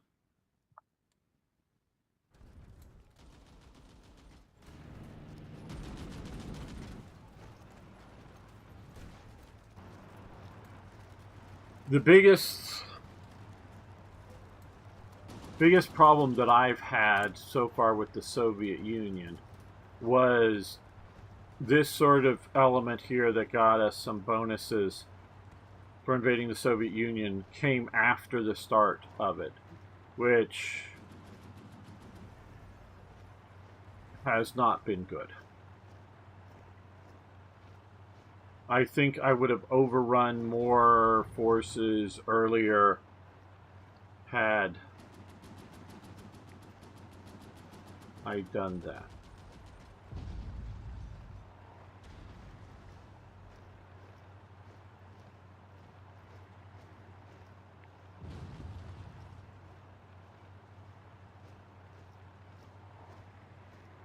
Don't know if there's anything I really should do now. Things I could do.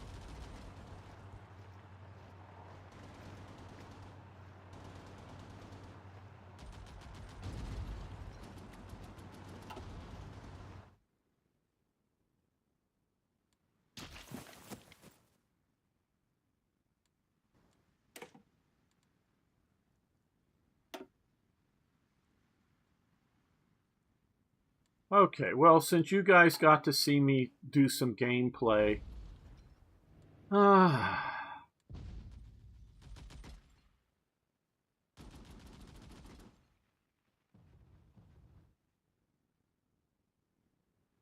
early on, and this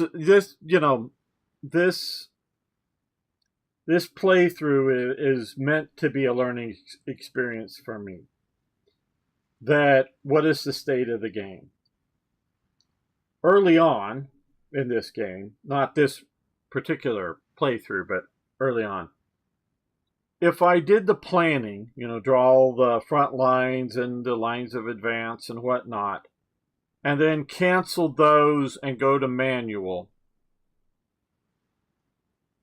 I thought it gave me an unfair advantage because you get a lot of the planning bonus benefits and then you micromanage the stuff smarter than the AI could.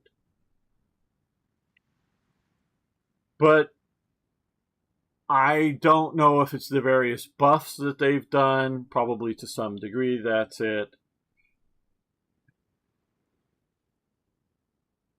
It just seems like it would be better for me to do more planning early on and then cancel it and drive. I may be doing that more for the next playthrough. I'm not done with this one yet, but I am looking ahead. The next one, again, for those that haven't heard it, is going to be a Mediterranean first campaign. So instead of it, saying no, no, no to Italy, I'm going to get Italy in. And then once France goes down,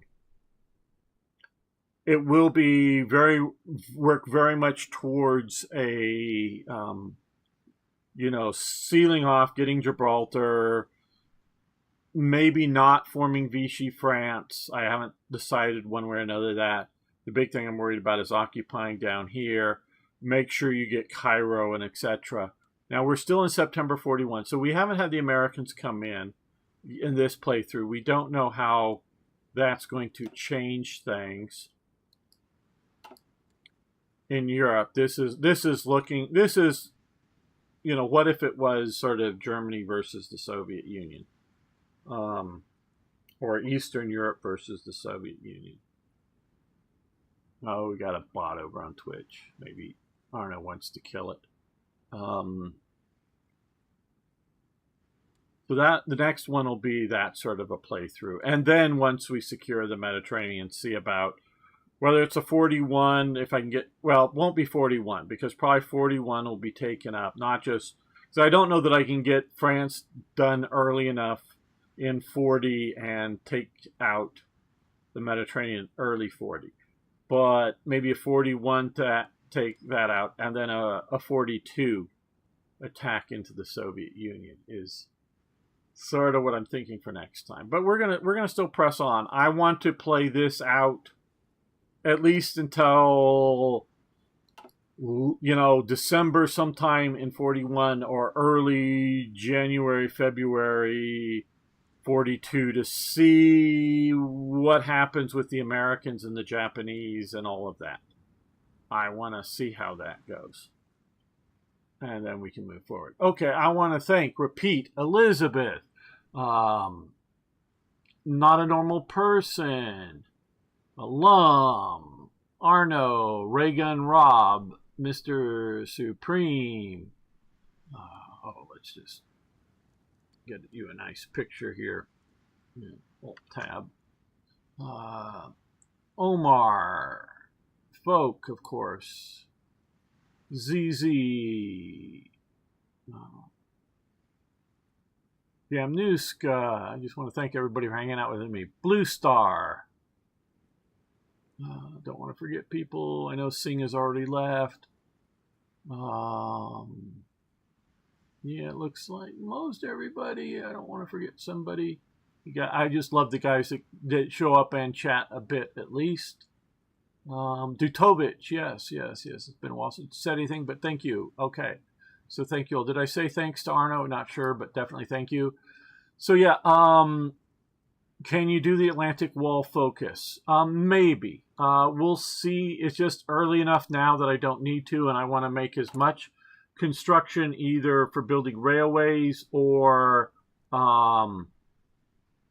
Reichstag. Yeah, we got to rebuild the Reichstag. Railways and building factories are now before we do that. So you got to realize they don't really start on the Atlantic Wall until the Americans are in the war. And I don't, right off the top of my head, know all the dates.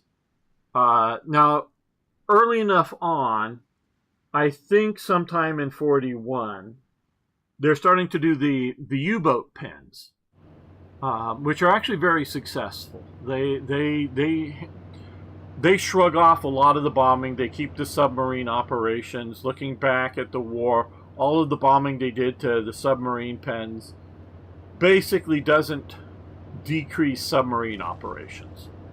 All the essentials are under super thick concrete that mostly they don't get through. So that's being done earlier on. It's a bit later that they start doing the Atlantic Wall. So, okay, everyone, you have a good day or evening. We should be back tomorrow. I say we because I hope Arno and others will be playing War Thunder and doing that. You can come back. And we end up, 2 weeks ago, the video got demonetized because we went into forbidden topics. And so that video got demonetized. So, yeah. So sometimes we get interesting with stuff while blowing things up with tanks, sometimes not. So hopefully see you then.